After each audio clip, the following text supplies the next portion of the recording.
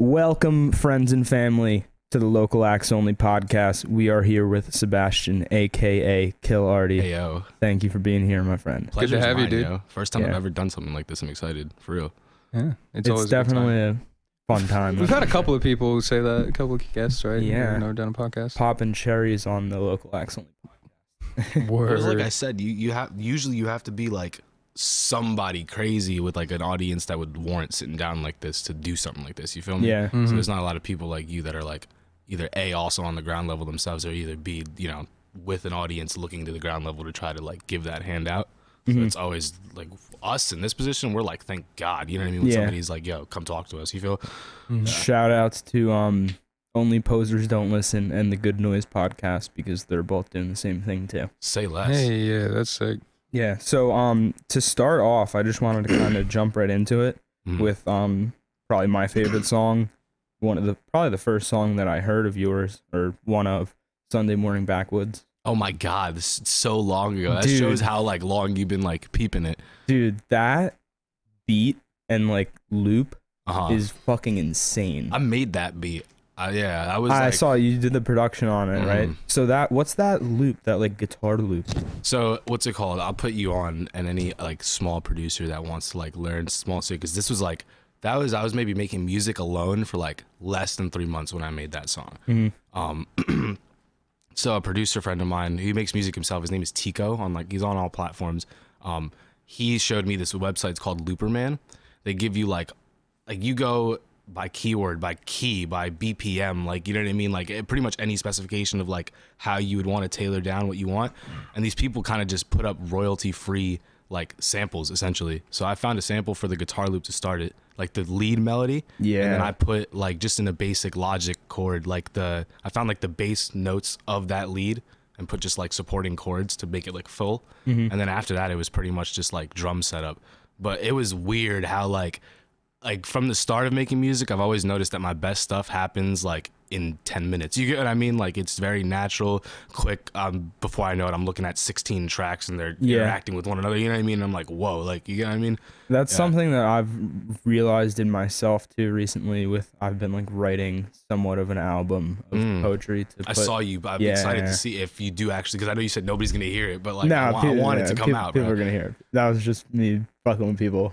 But yeah, that's something I've noticed in myself is like the first like draft is almost better than the fifth one that I'm on, and I might just go back and like go back to the first one and just do like a quick little tweaks. I hear Really? that. You do the first one. You think your first draft is usually better than your later ones? It's literally changed what it is, because when I write, it's just stream of consciousness almost like what I'm going through emotionally. I got you, yeah. And so if I go back to it the next day or a week later and like I'm rewriting it over a period of like a week or 2 weeks or something, it changes with how I'm changing emotionally with it, and then kind of just gets into this convoluted mess of like where I was, where I because you like weren't in the got same to, and then headspace where when I you am right started it. now. Yeah. I get So you. it's almost like that first initial pouring out of emotions is like the realest part. And then I like stray from that kind of, because I'm like, oh, I don't want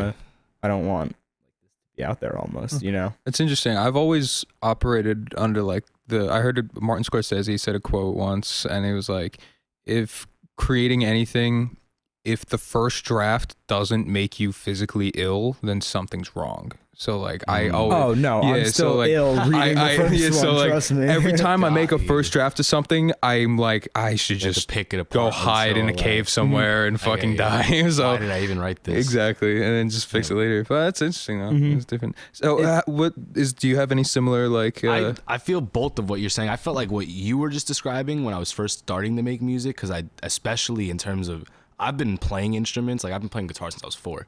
So like I've had like a musical understanding of just like, and I've always like idolized bands, you know, as a lefty, Jimi Hendrix, you know, like Kurt Cobain was like one of my idols. So just like people that like were more like live instrument based, rather than like all music today is made through a computer. And like when you look at a DAW system, essentially like when you're making a beat, it's like you're finding a way for this computer to emulate you doing something on the guitar, especially for people that start out that might not have the capacity like this to record an actual guitar into a computer. You get what I mean? Yeah. Which is something I'm blessed to do right now. I have the equipment that can like do that. But at the start of it, it was just like, like you said, like, you know what I mean? You make something, and since you don't have the knowledge of how to actually articulate what was in your head onto like our canvas, for lack of a better sake, it's frustrating because you look at it and you're like, dude, why did I even try starting this? Because like I had this thought in my head of what I want this to sound like. It sounds nothing like what's coming back to me in the speakers, and now I'm deleting the project. Like, screw this, you know what I mean? Yeah. Go sit down and try this again tomorrow. With like, now I get what you're saying though, in terms of making music, and specifically with the mixing. Like, it's weird. Like, if you talk, I wish Jamie was here to like talk to you about this stuff.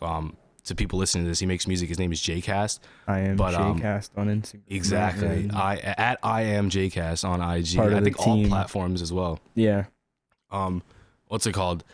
He's like a god with mixing. I would say that, like, the same amount of time that I probably put into like making beats and like the music production at the start of it, he put into like vocal mixing and like getting his sound on his voice.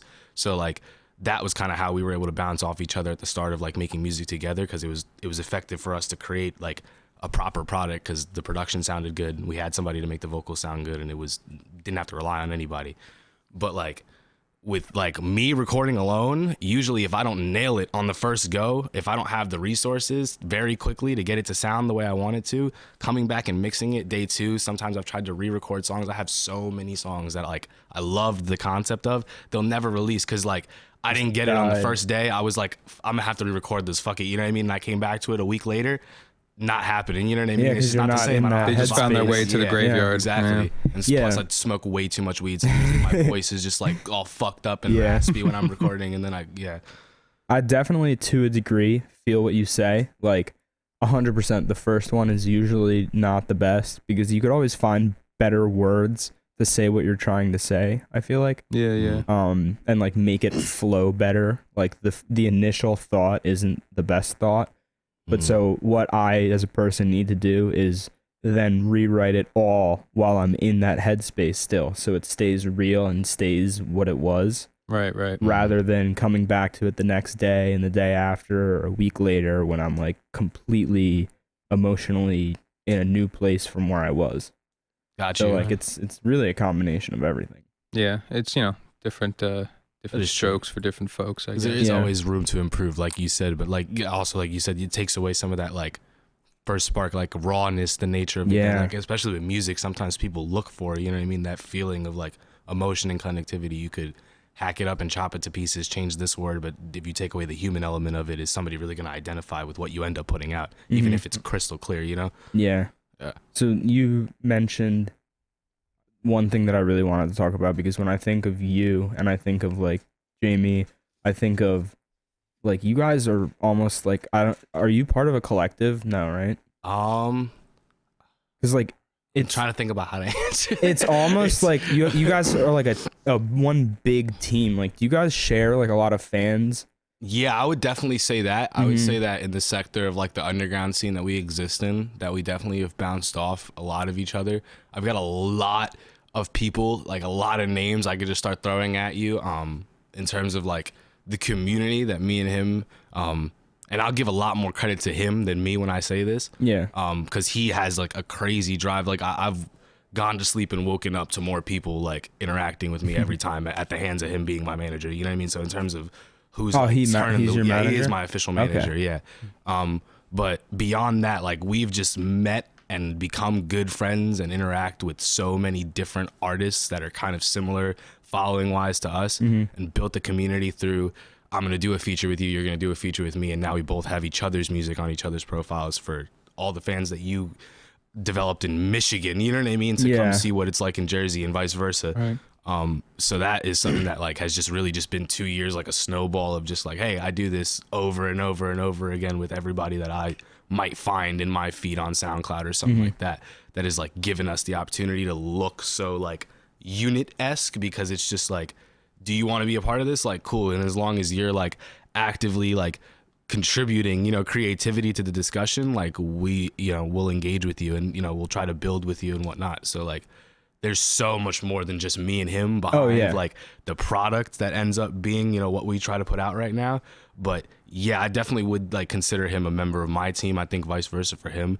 I know that he was doing this individually in college, maybe like 2 to 3 months before I started, and he actually convinced me to start doing this in the first place. Like, it was just like on spring break, like random, you trying to make music. We ended up making an EP, like, and it was just like complete. Now here I am 2 years later. You get what I mean? Yeah. So But on the topic of like community and fan base and stuff, did you start making music before you moved to Philly, like here in Jersey? Yeah, definitely. So what was that like, you know, unless it was like one of those things where you didn't really start building a fan base until you had already left, but if you had started like releasing music here in Jersey and you start building a fan base or a community or anything like that, was there any, I guess, the obstacles or how, was it weird, or how did it go for you to pretty much just like kind of move to Philly, and then did you have to restart, or was you able to like kind of take a fan base with you? Yeah, I think I see what you're saying. Like, I wouldn't necessarily base it around location, because I would definitely say a lot of my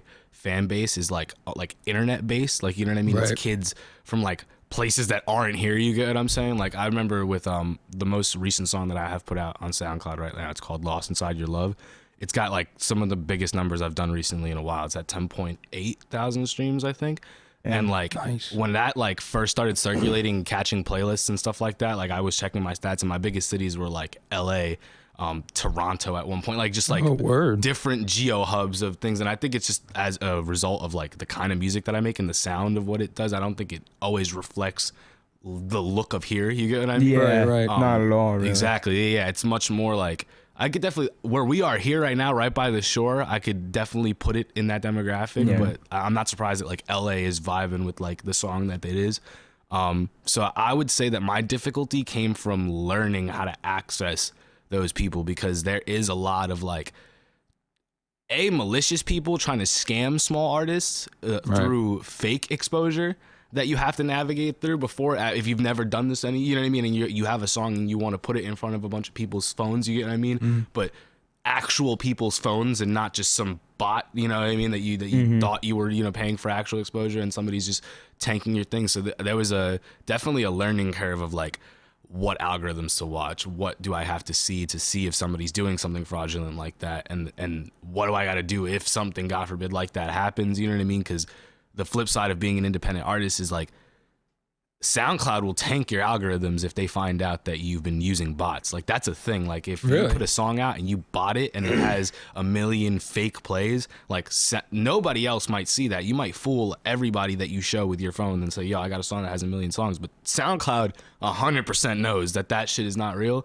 And what they'll do is completely demolish your ability to like organically do that with their help, the way their systems work. Like, SoundCloud is a community-based app. They'll put your music in front of people. Like, if you see that this guy's getting 300 plays, they'll put him in front of 600 more people just off the fact that, I got that exposure. You feel me? Like, that's how their like computers work. That's awesome. I did not know SoundCloud did that. They're very like, but you got to play that game like that. They look for that consistency to see this guy's been dropping music, a song a week for, you know what I mean? Like, you look at a Russ, this guy's been dropping a song every single week for the past 11 months. And every time he's got 100 more people interacting with it, eventually you know what I mean? The people that run the editorial playlist, like, that's the kind of stuff they look for, instead of, yo, this thing dropped, nobody looked at it for a week, and then out of nowhere, 3 million people from Bangladesh just popped this off at 4 a.m. You know what I mean? Like it's not that difficult to notice, like, when this kind of stuff happens, and they will tank your capacity to do it organically, like I said. So that is scary as an independent artist who doesn't want that to happen. You know what I mean? I'm not trying to do that, but you just might not have the knowledge to see what you're signing up for and end up in that situation. Right. Yeah. So like, that is where I would say a lot of the difficulty is the fear of, do I even pull the trigger on this promotion package? Do I pay this guy for this, you know, repost, or, you know what I mean? Whatever it is that you might be trying to do. That's the scariest thing. I feel like I see a lot of like sketchy shit on in people's comments, like random ass Instagram pages being like, DM so and so for promotion with like fire exactly emojis. And I'm like, I don't think you should DM that person for promotion. It's crazy. Usually the giveaway is a guarantee. If anybody is guaranteeing you like this many people are gonna listen to your song, you can't do that. You know what I mean? Even if I have an account that naturally has 1 million followers, even with Instagram, like if I post a picture that to an account that has 1 million followers, not all 1 million people see that picture. Right. Because are you on your phone when it comes and hits a feed? Right. You know what I mean? If I post at 3 p.m. and you check Insta at 9, you're not going to see that picture. You know what I mean? So like you can't guarantee numbers like that. So, Exactly. And you know, I've noticed that, like even the genres I'm associated with, stuff like what do you call it, predatory record labels or like you know, heinous promotional things are really rampant. I've seen like some of my like one of my favorite bands, Tommy Boys, like made one killer album and like they got fucked by a label that was like, you know, taking advantage of them and stuff. And it happens to indie bands all the time. And so it's like something you guys gotta watch out for, man. It's unfortunate because it's like from a capitalistic perspective, you can't even judge the business person that has the idea to execute something like that. Right. But from our perspective of just like, I grew up and I'm trying to create art here, you know what I mean? And you're turning it into this money ploy, you know, if you can even do that, it could just be that you want my money, you know what I mean? On a very, very short term level. Right. I hate that side of the stuff, you know what I mean? Yeah. But now, like with where you're located now, I feel like you have access to a very rich and fruitful like community of like in Philly's local scene. Philly is definitely. Yeah, Philly's birthed some of my favorite bands of all time. Like Philly's got a crazy cool local music scene. And even on the hip hop side, you know, like if you look at like some of the people that are topping the charts right now, like I mean, like in the actual top 40 pop side, you look at like a Meek Mill or like a Lil Uzi Vert, like they're coming from Philly, you know what I mean? If it's not New York or, you know what I mean, some of these like younger kids on like the internet money side of things that are coming out of like Cali and like, you know, even some more like Midwestern places because they have the capacity to do so with a computer, like outside of the cities in like the country, like Philly is like right there with New York as like when it comes to like who's the next, you know, big rapper or, you know, big hip hop based artist, R&B even, you know what I mean, that kind of just the whole urban scene. They birth winners, you know what I mean, like that's their job essentially out there. But yeah, 100%. I feel like at the very least that I don't feel out of place there with the music that I'm making. I feel like I could genuinely just pull up to anybody on the side of the street in Philly and show them the song that I just made, and like at the very least they're not gonna be like, yo, what is this, you know what I mean? Like they could actually tell me like an opinion that I could like take home with me and, you know, curate, you know, thought with, if that makes any sense. Like because like, you know, if you go into like the middle of the Midwest where all they listen to is country and I play you like a boom bap hip hop record and go, what do you think about it? You know what I mean? Right. It's all about like, demographic. How am I going to like judge you for A, saying you hate it? Like, I know you're probably gonna, you know what I mean? Yeah. And B, like, what, you know what I mean? I can't take your critique to the bank either in my head or creatively to the next song. So that was my biggest gain, I would say, of putting myself in that environment, was being with the people that I want to listen to my music, you know what I mean, or being back in an environment like that, because I am from the Bronx originally. That's something that I think a lot of people don't know about me, because I came here when I was relatively young, but originally from the South Bronx. My mom's like from Ecuador. Like I come from like a urban like black and brown household, and you know what I mean. So that was like more like a relief to finally be around people that like I feel like understood. It was off rip that they got it, you know what I mean, what I was trying to do with myself. Versus out here, I feel like there's an initial, you got to worry about matching an image and matching, you know, like all the things that take impressing somebody as an act coming from the genre that I want to do out here. Because a lot of times, like you said, you got the indie rock scene that you're competing with, you know what I mean?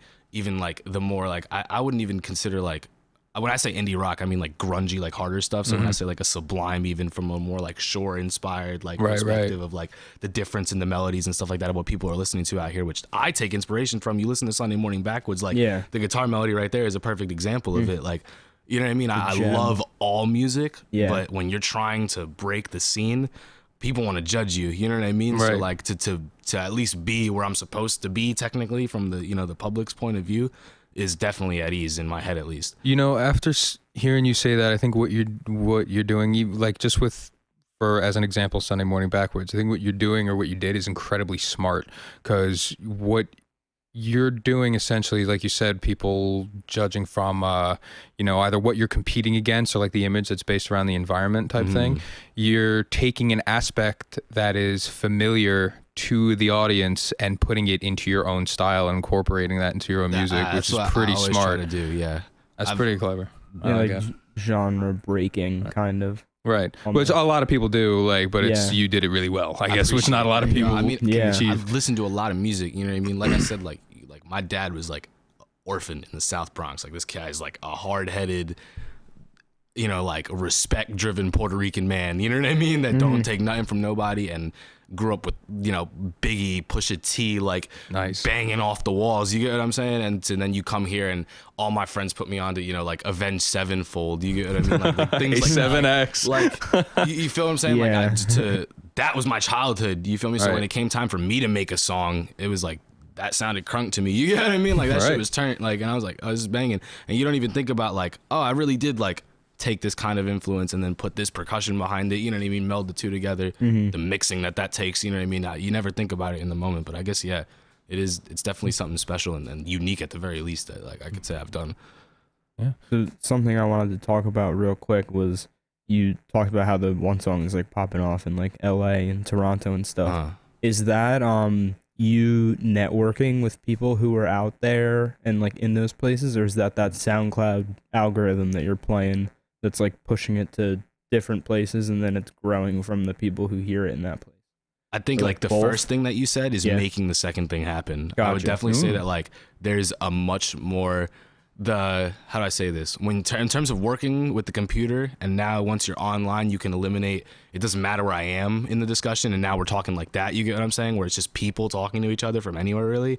There's definitely more people for whatever reason, like on the West Coast and the West side of things, like that are trying to find new artists, you get what I'm saying? So in terms of who we end up finding in an email forum and, you know, stuff like that, it 9 times out of 10 ends up being, oh yeah, I live in Cali, oh yeah, I'm out here, you know, in Oregon or something like that, because it's just like for either technology, music, the movie industry, anywhere you look at it, like the new stuff's happening over there, you get what I'm saying? You know what I mean? Like I said, New York used to kind of be that for hip hop.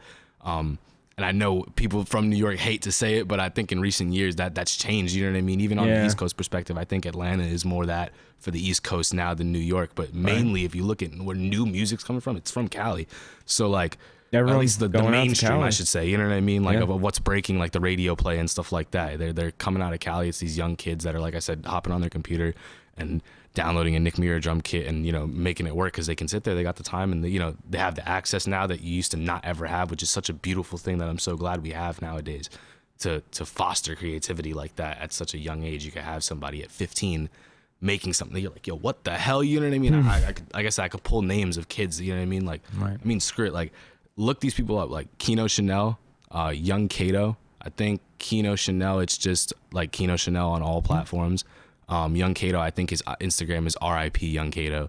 But these, like, Kato's 15 and Kino's, I think, 16 going on 17. And like I said, I think they're from the Midwest, like Michigan, like those like kind of areas, just kids in their room with computers. And I could show you music and you'd be like, yo, what the fuck? Like, you know what I mean? Like, these kids, A, don't even sound like they're 15-year-old little kids. You know what I mean? Right. Yeah. And B, it's like, they're talking that shit, you know what I mean? On a knocking beat, you're like, yo, what the hell is going on right now? Yeah. And then, it's such a beautiful thing to be a part of. Yeah. The good example that I could think of from the like more mainstream side now. Do you listen to the Kid Leroy?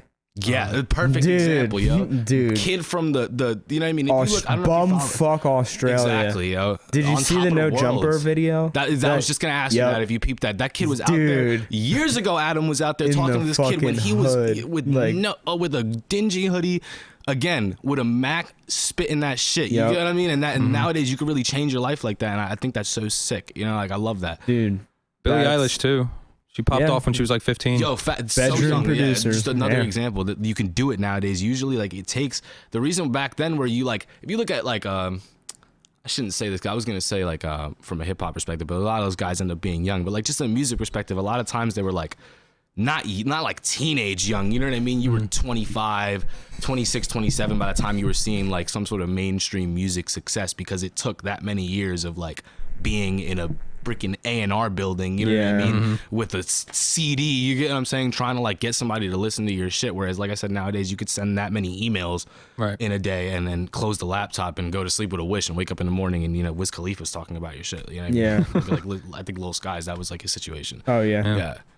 He's fucking crazy good. So when it comes to like the style of music that you make, I've noticed that there's, you do have quite of a mixed like bag with I don't know nice what nuances. the fuck I want to do with myself, bro. I listen to new shit and I'll 80s be like, pop they star. do this, you know what I mean? And I'm like, I gotta try this. Like, I mean, yeah. But it is like, badass, and there is a level of consistency, which is something I'll want to talk about too later. But you generally have this very like chill R&B kind of lo-fi singing, rapping kind of thing happen. Yeah. Every now and again. I've noticed that type of music is incredibly popular right now, or at least in the past year or two. It's gotten insanely popular. Why do you think that is, or what makes you think people? I think it kind of goes back to what you talked about before with like what you specifically liked about that, like how I was like taking this genre of music and melding it with this genre. You know what I mean? This, that, and the third. I feel like if you look at what was popping in the '90s, like mid to late 90s, they had that grunge scene. There was like a moment where grunge music was super popular and everybody was listening to grunge music. Like you go into the 2000s, you got these boy bands running around, and you had that more like the 80s synths kind of came back, but you had a little bit better mixing on the percussion, so it had a different vibe to it, and you were able to market it more to a mainstream. So that my point is that like it was one thing after another. I feel like I said, just with the vastness of exposure and access that these kids got nowadays, they could make whatever the fuck they want and really just completely turn anybody from like our parents' generation's perspective of what they understood about music completely upside down. Because like you said, you're like, why am I hearing this Rasta guitar, you know what I mean, 3/4 cadence riff on, you know what I mean, these urban, eighth notes on the on the hi-hats, snare every 3 and just like a knocking kick, you know what I mean, that's never been done before. Even from like the perspective of it, it's like you're loading percussion samples into the software versus like the last time you probably heard guitar loops like that, it was somebody on a live set of drums, which I love those people. I envy people that could play live set, because that was something that I could never even do off the coordination of it alone. Like I just couldn't get my feet to do, you know what I mean? Same thing. I played like high school band and middle school band, and I was a percussionist, and like I was really good at playing every individual instrument, you know what I mean? I could play like the snare part of the song really well. I could go to the bass drum and play the bass drum. The second I sat down with all 7 drums in front of me, I was like, what the fuck do you want me to do with this? You know That's what I've always thought too. It's like I understand how percussion and drums work, but I can't make my hands and feet understand that. It's too much. I mean, granted, if I put in the time to do it, I could, I think, but you know how you get rid of that? Yeah. You literally, when I was first learning drums, I talked to all of my drummer friends and stuff, and I was like, dude, the limb isolation, like, having your like hand not wanting to copy what your right leg is always doing and stuff like that. They say that, you just nailed it on the head. Was like, it was just very difficult to like, for me it was the kick. Like I couldn't get me to just not be constantly like almost being beat with the kick drum. Exactly. And if I could do this, I would do everything else perfectly. Yeah. Right. You wanted this to chill out, it was like, what do you mean? Like I gotta keep going. The only reason I'm on time is because of this foot right here. Exactly. Yeah. But they all say the same thing. I'll tell you the same thing. It actually literally just goes away. Like you, that's frustrating to hear. As long as you like when you're practicing and you fuck up and you recognize and are conscious of the idea that you just messed up, it just goes away. It's very frustrating. Probably like I compared to probably like not looking at the neck of the guitar while you're playing. Yeah, actually, it's kind of similar. You just develop that hand-eye coordination over time. Like being able to sing and play at the same time. That I don't know if I've never done that live. Yeah, that's a long-term goal of mine. I specify long-term because I don't know how long it might take me to be able to comfortably do that on stage. Right. Oh, geez, yeah. You know what I mean? Like, yeah. But yeah, that talk to me in like 5 years about that. 100%. Yeah. But now, what you said before about like, with all what was popping in the music scene at like the 90s and the early 2000s, and then people bring it back and stuff. On your SoundCloud description, you said bringing the 80s back, and your song "Show Me Your Heart." I really like that song a lot. It's very vibey. I dig it. But it has, I feel like that showcases that like description very well. That was like the me opening a door to like a world that I didn't even know I could like walk into. Shout out to Martin, Recycle Bin. He's the producer of that song. Good friend of mine. He's like probably my main producer, I would say. I work with a lot of people, but if you're gonna see his name the most on my page type deal. If you go and look at what I have released right now, and just a crazy kid from the West Coast, you know what I mean? Like I'll send him like, yo, I've been listening to this music. I love this song right now, and this song slaps at this part. You know what I mean? Like, could you make me something like that? You know what I mean? Right. He'll come back with one beat. You know what I mean? Not even like I tried it. It's just like I tried it. You know what I mean? And it's like changes my life. You know what I mean? And I'm like, Yeah. I'm gonna go run right now and record. You know, like it's crazy. He's so talented. But that was, I forget if he sent me that. No, that was because we both produced that. I made those. If you played the song in the beginning, there's just like a couple synth chords that like started off. Mm-hmm. That I made that. I was just like sitting with it looping, and I immediately knew that I did not have the capacity as producer to do that justice. You know what I mean? I was like, I'm not, like, I knew what I wanted it to be, and I was like, I can't do that right now. Like, I just don't even know how. I never tried it. You know what I mean? I made like trap beats up until that point. You know what I mean? It's very 1, 2, 3, make a loop, map the loop out, take certain parts out. You know what I mean? To make a composition format. And I wanted more linear, again, like I said, live drum feel, which to do in a computer is not an easy thing to do by any means.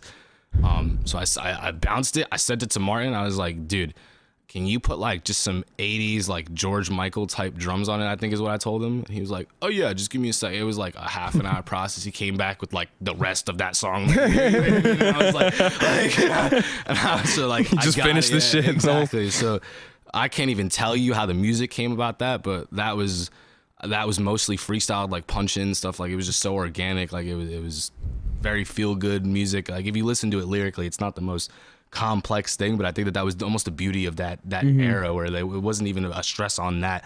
It was more just about like, yo, this feels good right now. You know what I mean? I could dance to this. Like you could do whatever you needed to do, really. And I'm so proud of the both of us for making that song, and I hope that like me and Jamie have big plans for that record. Like we want to start like trying to work it in a more like main light. I got it on all platforms finally, so it's up there, and now we're just gonna kind of run to everybody we can with it and be like, hey, have you heard this? You know, like, and just hope that we do it to the right people that can put it in front of, you know, what we feel like the amount of people deserve to, you know, hear that song. Yeah. So is that whole like feel good, like, you know, I can vibe to this kind of tone of that music? Is that what drew you to the 80s style synthwave stuff, or was there more so like easy? It was like not even from like a recording perspective. It just felt good, and I think it was, my mom was a huge Madonna fan. Like, you know what I mean? Like she had like the whole phase when she was younger. You know what I mean? Of dressing that way, like the crazy like hairsprayed mullet looking thing in the front. You know what I mean? Like she was like Doc Marten boots, like doing it like that. And you know, my dad was a huge Michael Jackson fan. Just, I feel like that type of music was what I was listening to as a kid subconsciously, you know what I mean? Just before I had the know about and the delinquency to go listen to, you know, some metal and some rap, you know what I mean? So it felt familiar in a weird way. And I noticed now that I'm exploring on a regular basis and kind of like honing in on solely making that kind of music in recent time, I've been the most efficient at it. Like it just happens, and it's usually pretty good every time, even if I might have to send it out to somebody else because the mixing is a little bit different, because, you know, I am singing now, you know what I mean? And I might try to incorporate rhythms and stuff like that, but it is a different animal to actually get it to sound crisp. But the actual music part of it, it's not a struggle for me. And I've always felt at the very least a challenge, if not in that process, but then like the tail end of how it's going to sound, you know what I mean? Like if I make a hard rap song, it might either be hard for me to make that rap song because like the beat is super crazy and I'm like, yo, I got to say some like insane shit here.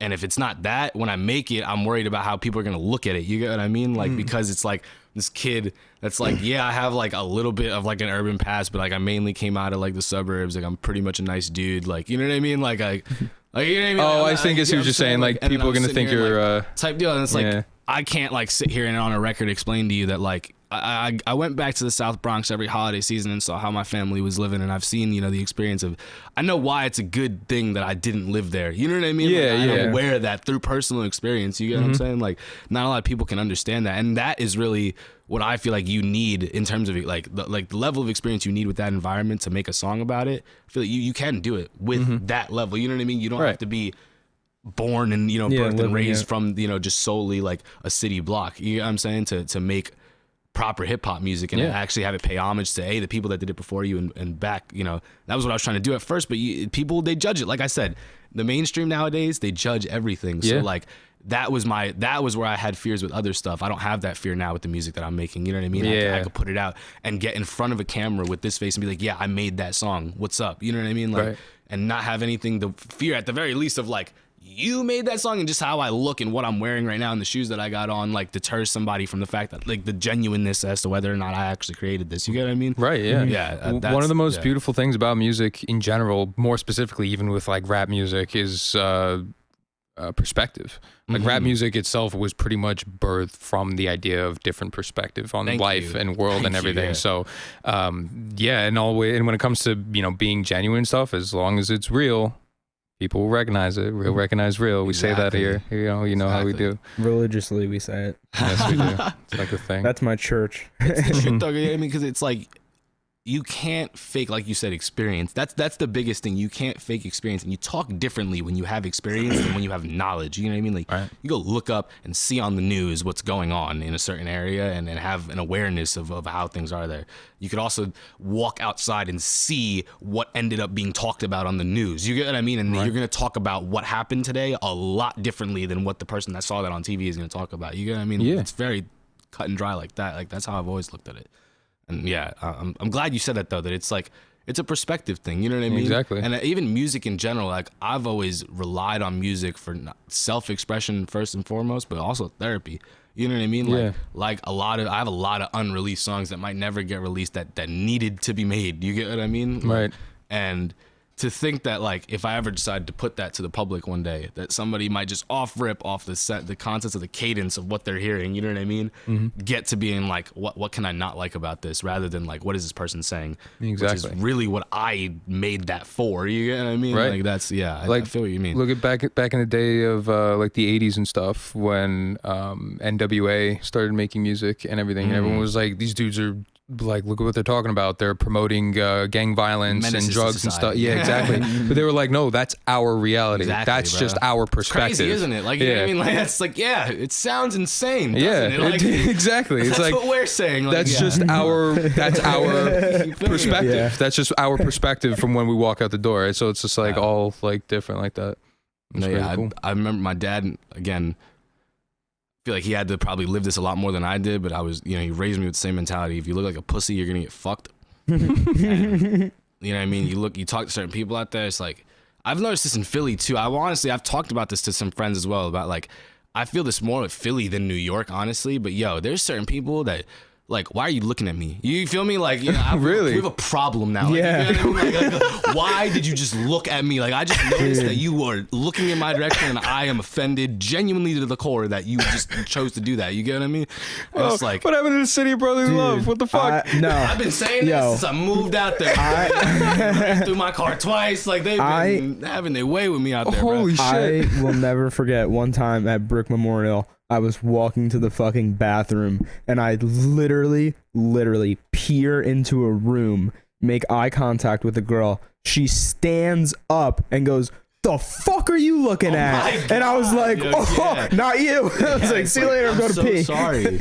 No, Yeah, I'm like, I did not mean to offend you. Bro, I'm never going back to Philly then, because one thing I noticed with myself is that I have a wandering eye, and I look at everything and everyone. I've been living with untreated, raging ADHD for going on 22 years now. So, like, you know what I mean? Like, I'm not trying to offend somebody when my eyes are doing this as I'm walking down the street.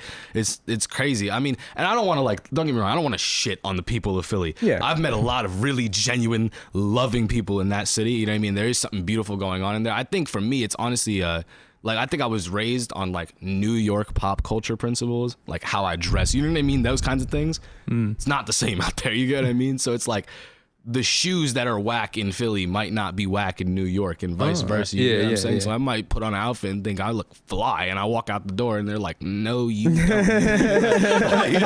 like, where is this? Where is this? You know what I mean? And it's like, yeah, that's how I would put it there. It's more of like a culture shock of like, really? And in that sense, you know what I mean? In the moment you feel like, come on, bro. Like, you know what I mean? Like, what are you picking to have an issue? But you don't know, like, that guy since middle school might have, he might have liked those shoes that you're wearing right now and put them on in the 6th grade, and he got laughed at the freaking door. You know what I mean? Right. And like, so yeah.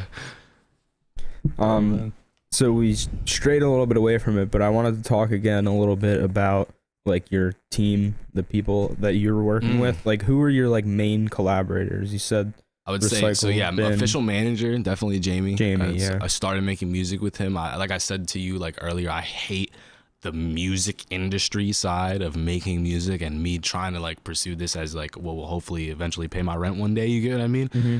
I hate the let me convince you to let you make money off of me. You know what I mean? Like that whole concept has always deterred me from wanting to pursue this further.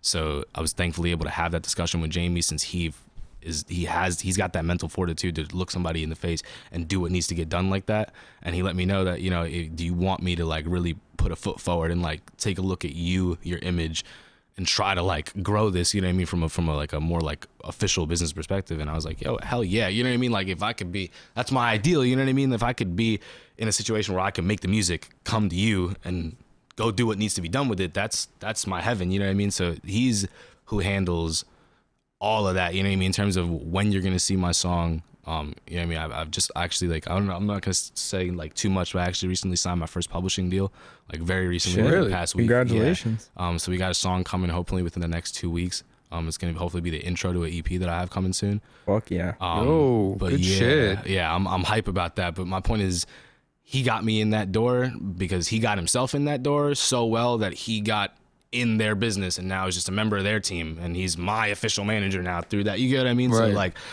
that boy has a different level of drive for the business side, so I would definitely look to him for all credit when it comes to that. Yeah. Martin, like I said, is a big producer of mine. I'm trying to think of the other ones. I produce a lot of my own stuff, you know what I mean? Yeah. So I try to throw out the credits at least on SoundCloud because I can do it in the title. I'm like, I don't know how I'm gonna do it with streaming services, at least at the start, in terms of like when you hit the credits and like what names you see, because I don't want people to think that people are writing my bars. Like, you get what I mean? Like, I'm worried that they'll see like 4 names and be like, what the hell? Like, this guy didn't write this. So it's like, no, that guy made the drums. Like, you know what I mean? Like, it's like, and there's no way to like articulate that. Yeah, you literally just do like lyric. Yeah, no, you just. Now? Well, yeah, we did it. Me and my bands, we did it on our albums and EPs and stuff. We just do like songwriting by this person, or like bass by this person, drums, and then or like lyrics written. You know, you can do shit like that. So yeah, and I'll make sure I'm on that shit, because that was my biggest worry. Is I was just gonna like cut a bigger percentage of royalties to like have that access to do it like that if I needed to those producers, because that's my biggest thing, is that everybody eats. But yeah, like, so Martin, I'm trying to think, Kino, that kid, he makes beats as well. He's produced a decent amount of stuff that I have on release right now. He's insane. What's it called? Jamie helps me a lot with engineering. Aiden Berkeley, artist name, and just, you know, it's the name of the kid. Another kid from the West Coast. I think his family is actually like within Auto-Tune's like business, like Antares, like the company, like, you know what I mean? Like they're like in that side of things. Crazy engineer. You gotta know your shit if your family made Auto-Tune. Crazy engineer. He's helped me a ton. Just a lot of people. I've tried to keep it as close to me as possible, because I that's what I look for respect in, you know what I mean, when it comes to what I want people to recognize in me, is that I did have a lot to do with the total package of this, you know what I mean, what it ends up sounding like. But definitely those few names, just to start, you know what I mean, to come off the top of the head, those people have had a huge impact on me, just to like, if anything, give me a room of common-headed people that know what I'm talking about to the level that I know what I'm talking about, and have the same ideas as me, you know what I mean, want to see it sound the same way. I don't gotta do mad explaining to you when I tell you how I want this compression to be set up on my vocals and stuff like that, because you get, you know, I've listened to your music, I like your music, you get what I mean, so I know what you like when you want to hear and type shit like that. So I'm definitely grateful for everybody. That's amazing. That's actually pretty much just like kind of answered a question I wanted to ask, is like, you, like I said, regardless of like the mixed bag or the unique nuances and all your song stuff, there's a level of consistency and tone and style with all your music, yet you work with a different number of people who produce your beats and instrumentals and all that stuff. Picky. I wish I could I'll show you guys after we're done recording the amount of unreleased music I have, and I'll like show that, and they're like, why the fuck isn't this out? And it's like, I didn't like that part, you know what I mean? Like, right. If it doesn't go the whole way, it's not coming out, and that's always been my first and foremost goal. I'm gonna try my damn hardest to make sure that it always is, you get what I mean? But yeah, I definitely am thankful that somebody is identifying that and happy that that's a thing, you know what I mean? Yeah. I try so hard to make sure that's the case. Because I was curious as to, like, you know, usually with a ton of different producers and like on all different songs and whatnot, I'm like, all right, there's either you're, you know, not only like really good friends with these people, or you guys share a very similar taste in music, so you guys usually go for the same thing. Either that, or my man's on quality control really like heavy, and is like, I do a lot of, like I said, the first recording, I got my own home studio. That usually happens with me. So even if I get like the music, like the actual sonics of the beat from somebody else, I vocally, what it ends up being, at least once my contribution to it has happened, I have a decent amount of yes or no say before I send it out to anybody else. Right. You get what I mean? So you pretty much like making like almost like a blueprint for the most part. Type like, deal, yeah. I remember I used to try. There's been a couple of songs that I have, and it's weird. I have like this like folder on my SoundCloud of like records that like I've made and I haven't dropped yet because like to me they're too good. Like you get what I mean? Like it's like, yo, like I can't drop this with 500 followers. Like, you know what I mean? Like type deal. Like, I think like that. You get what I'm saying? Because I want to see that number be in the multiple hundreds of thousands. You get what I mean?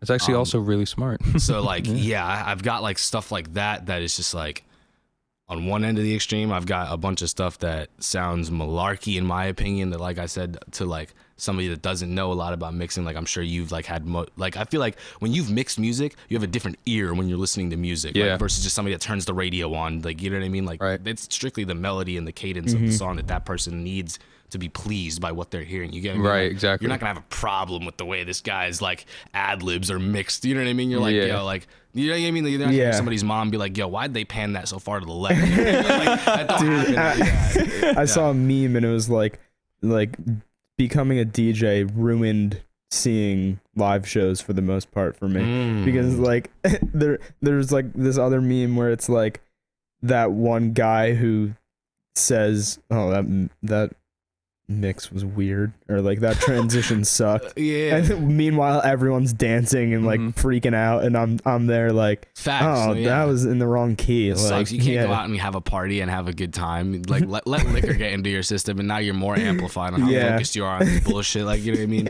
I think that happens to all musicians though, Jack, because like you know, when I started getting into the whole thing and stuff, you go to a show and like I'm seeing a band and I'm like, yo, that dude back there is mixing the freaking bass like way too loud or some shit, or you know, and then it's also like tap the sound guy on the back and be like, like a little up. Exactly. That's something that I'm like, I don't want to say ashamed, but like I don't have a lot of experience at all with live shows. I've been to 2 live shows in my life and I've played one. You get what I mean? So like in terms of like my experience being on the stage versus my experience seeing the people on the, like, definitely like almost equal.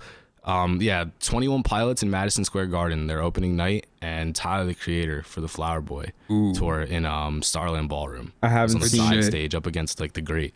Haven't seen 21 Pilots. Definitely want to. That was their Blurry Face tour, the one right after Vessel. I wish I like knew like about them like, while they were touring Vessel. I feel like it's like not my crowd really though. Like definitely a different scene of kids. That's something that I've always noticed from the indie crowd, that like it's not even like from like the indie crowd in general. Like when you see who shows up to the concerts, like that artist's fans, they always look different from that band's artist. Yeah, you get what I mean? Like, and it's so like if you are like a more like common consumer type deal, and you're not just like, this is the only thing I do from wake to fucking sleep is listen to this guy. Like, you get what I mean? Like, and what is he wearing? Like, and I love that. I'm not shitting on that at all. I used to be in that. You know what I mean? So like, I'm not critiquing that in the slightest, but I could see how like, if you just heard this song on the radio, you're like, yo, this is turn. I'm gonna go see this guy live, and then you show up to the show and you're the only one not wearing this color with these shoes. Like, you know what I mean? Like, definitely could be a little bit of like a culture shock to like, it's crazy. Fucking rule with the indie kids, man.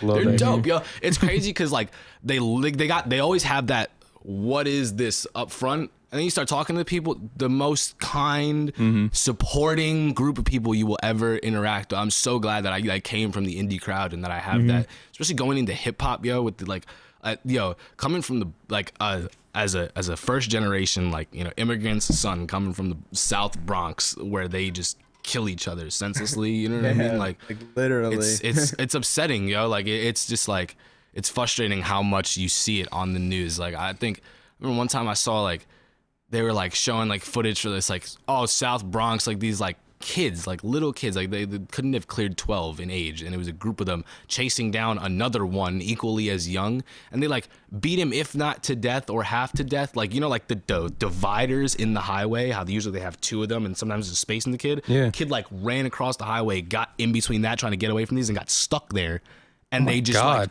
jumped him right there. And it's like 12, 11, you get what I mean? Like the kind of like just like the negativity that you got to be brewed with and raised with to have the mentality to inflict harm on somebody like that, to people that look like you in the face, you know what I mean? And that we're all in, you know, out in those areas, you have so much you got to worry about outside of each other.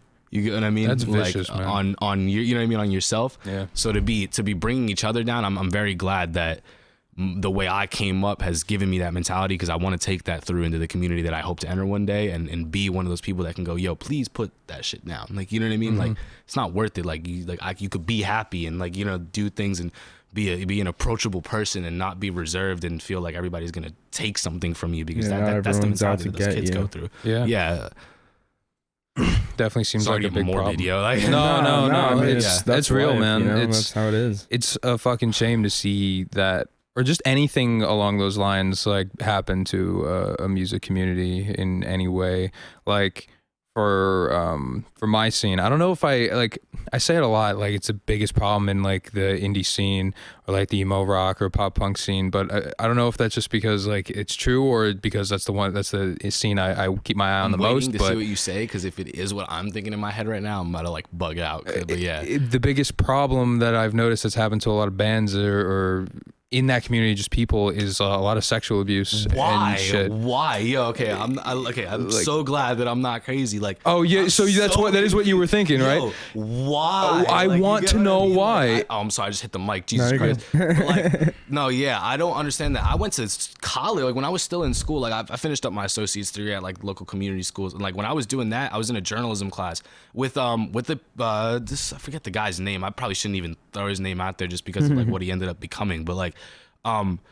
Dude, this dude was like super like journalism major, you know what I mean? Like I used to be a nerd, so I'm not judging when I say like unapologetically like nerdy, like, you know what I mean? Like put the tape between his glasses and everything type deal. Came back one semester with like dyed hair, painted black nails, dressed all in black. He's like, yo, yeah, I'm a drummer in a band now. And I was like, yo, power to you, bro. I dapped him up. I was like, yo, sick, bro. I'm with it. Like, you know what I mean? I'm probably the only person in the class that was feeling that way. Like, they started catching traction. He had like this, I think he got a license to have his house, his basement, used as a home venue. So he was able to start throwing parties, having his band play. He had people in my class that were like specializing in this kind of stuff, mixing, recording his live shows, throwing them up on SoundCloud, live recording. So he off rip had a decent amount of people behind his music. They were getting opportunities, yo. They had like an East Coast based, like, you know, small side tour like that was coming to them. Within, mind you, like I said, this is like at the start of a semester, within 3 weeks. Like, you know what I mean? Yeah. I come in, homie's not in class. It's been a week. I don't ask questions. You get what I'm saying? Right, so right. Like, it takes a minute for me to like even catch on to what's going on, because I don't follow anybody on any socials or anything like that. I just knew that homie was doing his thing. I knew they had something coming out. I started asking around, bro. Oh, you didn't hear? So freaking, I don't know if it was a abusive relationship or sexual assault specifically, but just some convoluted, fucked up situation. And I'm sure you know, social media based, how vicious those communities get. Yeah. Because, you know what I mean? Once you get that allegation, you're done. You know what I mean? Like, exactly. It's over, goodbye. And that was crazy to me, because like that kid never came back to that class. Like, I don't know what happened with him. I don't think he ever saw any legal persecution for like the accusations that were coming to him. Right. But I definitely, once I was able to tune into the feed that I needed to tune into, witnessed the rise and fall and how quickly that happened. You know what I mean? It's so scary. Like, I just don't understand why you would jeopardize that. You know what I mean? Like, it doesn't make sense. Brendan Urie, like Panic at the Disco, I've heard things about him. You know what I mean? No shit, really? Yeah, I didn't fucking hear I don't want to anything speak on anybody's name because I don't know where my sources are from and stuff like that. But you just see things in the timeline. It's like, you too, bro? Like, come on, bro. Like, come on. It's baffling. And like, I know it happens all like across, like, not just the music industry, but like movies, like all that stuff. But like, when it comes to the music industry, it's like indie rock and like more, and even like fucking the emo punk or pop punk scene is saturated with it. And like this DIY community that was built a long time ago was built specifically for the purpose of being a safe haven for black sheeps all around. And like that's what confuses me the most. It makes no fucking sense. The fact that like you cannot have a single friend in fucking school, you can like have a poor home life and shit, but you can go to a basement show that's like 2 hours outside your city, and you're gonna see dudes there that you know that you made friends with at another fucking dude's basement. No, yeah. It's like crazy. And then like again, like this fucking scene, why is it happening? Like fucking Jank, Blue Diamond, another Philly band, fucking Sorority Noise, McCafferty. What the fuck? What is this shit? I think it's. I've seen the hip hop application of this. To me, has always just been quality of music. When I say that anybody can get into any scene in terms of making music.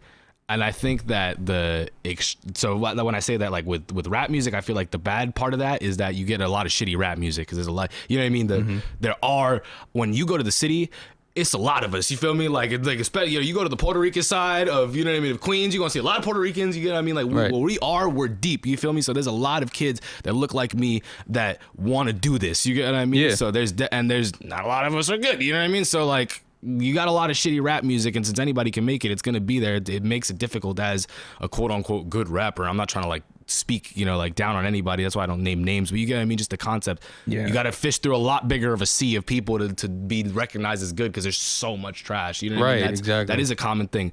I feel like with that though, the greed of just like, I don't have to do this. I feel like a Kurt Cobain had a life experience that brought him to a certain point where he was making the music that he was making that was based on the life that he lived. You get what I mean? The emotion that he sang. You get what I mean? Like the lyrics that he wrote, that was real. Like you said, real, recognized, real. So anybody can make this shit now. And there's a lot of really good blueprints that came before us already, especially in this era where we're combining this, you know what I mean? And that, and taking these drums and putting these melodies on and taking these lyrics and throwing it on. So I feel like there's a much easier route for somebody to break through that seam and just be greedy and want to take advantage and not really be cultivated from that same, that community that you were just describing. You get what I'm saying? Of loving nature and being aware that community is that. You get what I'm saying? Exactly. And now you're in front of people and these people love your music and you finesse this opportunity for yourself for whatever reason. I'm not saying that it might always be malicious to the start, but I feel like once you get in this door and you start seeing the way some opportunities can come to you as a result of the craft you might have created, it turns into a game of how much for this can I get from it? You know what I mean? Right. Like what can I get from it? And I could see the ego get into people's heads and being like, it's okay, I can take advantage of my fans and shit like that. You know what I mean? Like just because they don't have the head anymore. They haven't heard no in 3 years. So you know what I mean? Right. Like you get what I'm saying? And it's repulsive. I think it's a big thing in every scene, really, like musically. I think because it's been a big thing in like the EDM scene. That's sick. Space Jesus, Bass Nectar. There's allegations against some of his nails. But so turn up to Bass Nectar. I can't. Fuck. Jesus he's a fucking predator. Like a list of people that they come on in the shuffle. I'm like, fuck, I gotta skip this. Like you know what I mean? I'm like I can't listen to this anymore. I think that, I know that it's you can be a bad person and like not have the capacity to do bad things because you know that you can't get away with them.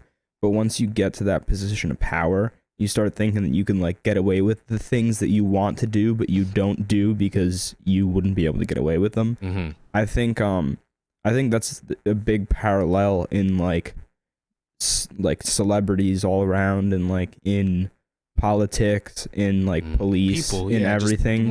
Whenever someone gets to some power and they can like then do the things that they've thought about doing before, that's when they get comfortable to do them. So that's why you see like someone blow up a little bit and then like you hear about like the first like year or two after they got big, like them doing some fucking shady ass, sketchy ass like sexual assault shit, stuff like that. And it's like really sad, but I think that's just the situation. Is like, people get power and then they do what they want. Yeah, I can see how like that concept gets like why the scene you were just describing, it gets taken advantage of. So like when you go into like the realm of sexual assault and those kinds of like the heinousness of like the nature of those offenses, you know what I mean? Heinousness is definitely not a word, but like, I get you. I feel like the ride or die mentality of the fans in that scene will add to the ability to get away with that kind of shit. Because like, I mean, I'll compare it to hip hop. I haven't been on a lot of like the bands in that scene in a while, but like when the whole Tory Lanez and Megan Thee Stallion thing happened, I don't know if you're aware of that at all. Tory Lanez, extremely popular rapper from Toronto, Megan Thee Stallion, another extremely popular rapper herself. Guys currently being accused of shooting her, just a random like just like on his birthday, like just you would love the details. Like I encourage you to go look in his. I don't know if you know what I'm talking about with Tory Lanez and Megan Thee Stallion. I'm putting you onto this right now, No, I didn't hear about. Do you know who Tory Lanez is? I rapper. Was a big Tory Lanez fan. He is currently. My point is this though. So was I. Yeah. When that first came out. No, the fuck he did not. Yeah. You get what I mean? So like, as a fan, when you come for my peoples, you know what I mean? The people that I listen to in my rotation every day. No, the fuck Tory did not shoot Megan. That's how I'm looking at it as a fan. And you're gonna have to put some evidence in front of me, some really convincing shit to make me feel otherwise. You get what I mean? Like I've got my own opinions on that. You know what I mean? That happened like early last year, actually. You know what I mean? So like that was, I encourage you. You would be very intrigued by the details of how that seems to have spawned off. But like what you were saying, like this person assaulted me, you know, in a sexual fashion, and it's everybody's favorite lead singer of this band. Yeah. No, the fuck did not. Especially with, like you said, this is a community for the black sheep of anywhere, wherever it is that you be. So like, if I'm getting looked at as the leader of that, you best believe I've got some die-hard support behind me. You get what I mean? Because you're not gonna bring down the leader of the group of people that doesn't let anybody get brought down. You get what I'm saying? It's hard to crack that shell. Yeah. And if you're greedy in that position, you're gonna get away with a lot of fucked up shit that you shouldn't. You know what I mean? And it's messed. However, what I've noticed is that like it's a little bit of the at least in the DIY community, is like someone could say something like just as an accusation with like not too much proof, and the whole community will completely rip that person up like real quick. And like even if it comes out later that like this person wasn't like that was inaccurate, or like the truth or whatever it might be, like the fan base still got cut in half. Like still like these people get, you know, it's the microwave music part of it where it's like there's so much other shit to listen to anyway. Yeah. Like, why would I even take the risk of being associated with something that could affect me socially? As I don't even have to make music, as somebody that goes to work in my 9 to 5. You get what I'm saying? Exactly. Like you feel me? Like it's definitely a weird space to be in, and I don't know why. I feel like it's any place you have a lot of people, like specifically self-expression, where it's like emotion-based creative outlets that people are actually putting their like heart and soul into. There's always somebody that doesn't give a fuck about any of that, trying to make it seem like they do. You get what I'm saying? Right. To just get whatever they want out of it at the time. And it's very frustrating to try to secure an image of being genuine in the eyes of the public in times like that. You know what I mean? Because it's hard. It's difficult to do. I think the worst part about it is that there are so many, there's multiple different problems that you can have in a community, in a music community and stuff like that. But this one feels like there's not much like you can do about it. Like I feel fucking powerless, and that makes me feel like shit, because this is outside like of just not being an asshole yourself to make sure you're doing the part of not contributing exactly. to it. It's and like, what do I do to and stop that's like it? not enough, and it sucks because like it's not a community. It's called the DIY community. We went, instead of going to a fucking like, you know, party at a bar or some shit with whatever. No, we went out. We fucking bought 2-bit speakers at the back of a dude's truck off Facebook Marketplace and went to a basement and like built that community ourselves. Yeah. And like, there's no venues with like, you know, security checks, no ticket this, no nothing. Like everyone's welcome and shit, but that's now hurting us. And it's because like it's like an Inception type shit where like the reasoning that you guys exist and are so beautiful is now being exploited. Like I said, you know what I mean? Anytime you have something genuine, somebody wants to exploit it because they see that like, oh, everybody's guard is down. You know what I mean? Like these people feel safe. They trust this environment. How can I do something like this? You know what I mean? It's Dude, you said you used to listen to Bass Nectar, right? Or you know of? Yeah, I've heard he did like a remix to like that classic, like, and I'm feeling good, like that. You know what I'm talking about? I'm not sure. What song? I forget. Birds flying high, you know how I feel. Not ringing a bell. I'm surprised I don't know this. Like, yo, it's like, it's been like every commercial. It's one of like those like old, like probably was made originally in the 50s, like 80 Oh. different people have sang it type shit. Like Jack and I have definitely heard it thousands Yeah, of we've times. You just don't definitely heard it. realize like, it. We're I'm just just being doing it stupid. horrible Right. justice I mean, right now, like no, faded no. off my You're ass. probably doing just fine. Yeah. No, probably Jack not and I are yet. probably just not that attentive.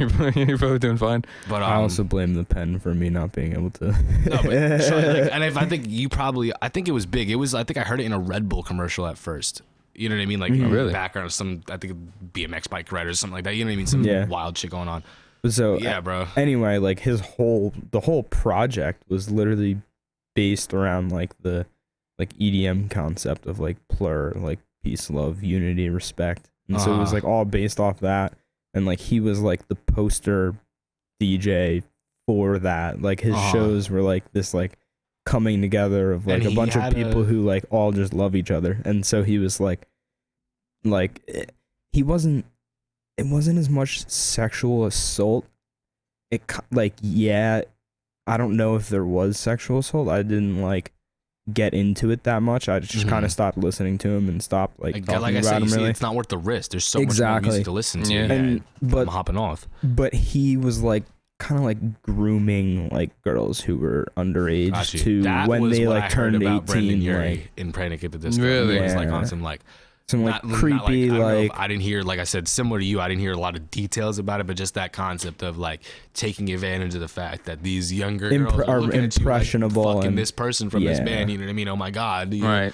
And exploiting that to the whatever degree that they want to do it. I didn't hear anything about that. I'm gonna have to look into that now. Insane, bro. Yeah. I don't get it. Like it's, you could get like, how do I say this? I follow hip hop mainly right now. So, and this is really prevalent in hip hop that like, yo, rappers, like, I hate to be like blunt like this, but like rappers that are popping usually don't have a difficult time getting pussy. no. So like, you feel me? Like to do that as your means of, you know what I mean? Like, Yeah. I see what getting you're saying. social interaction like that. It's like, bro, like you have the $50,000 that it takes to go into a strip club and pick your poison. You get what I mean? Like Right. you don't need to do this. Yeah. Yeah, it's so gross to even like say it out loud type shit. Like the caliber that some of these guys are getting to.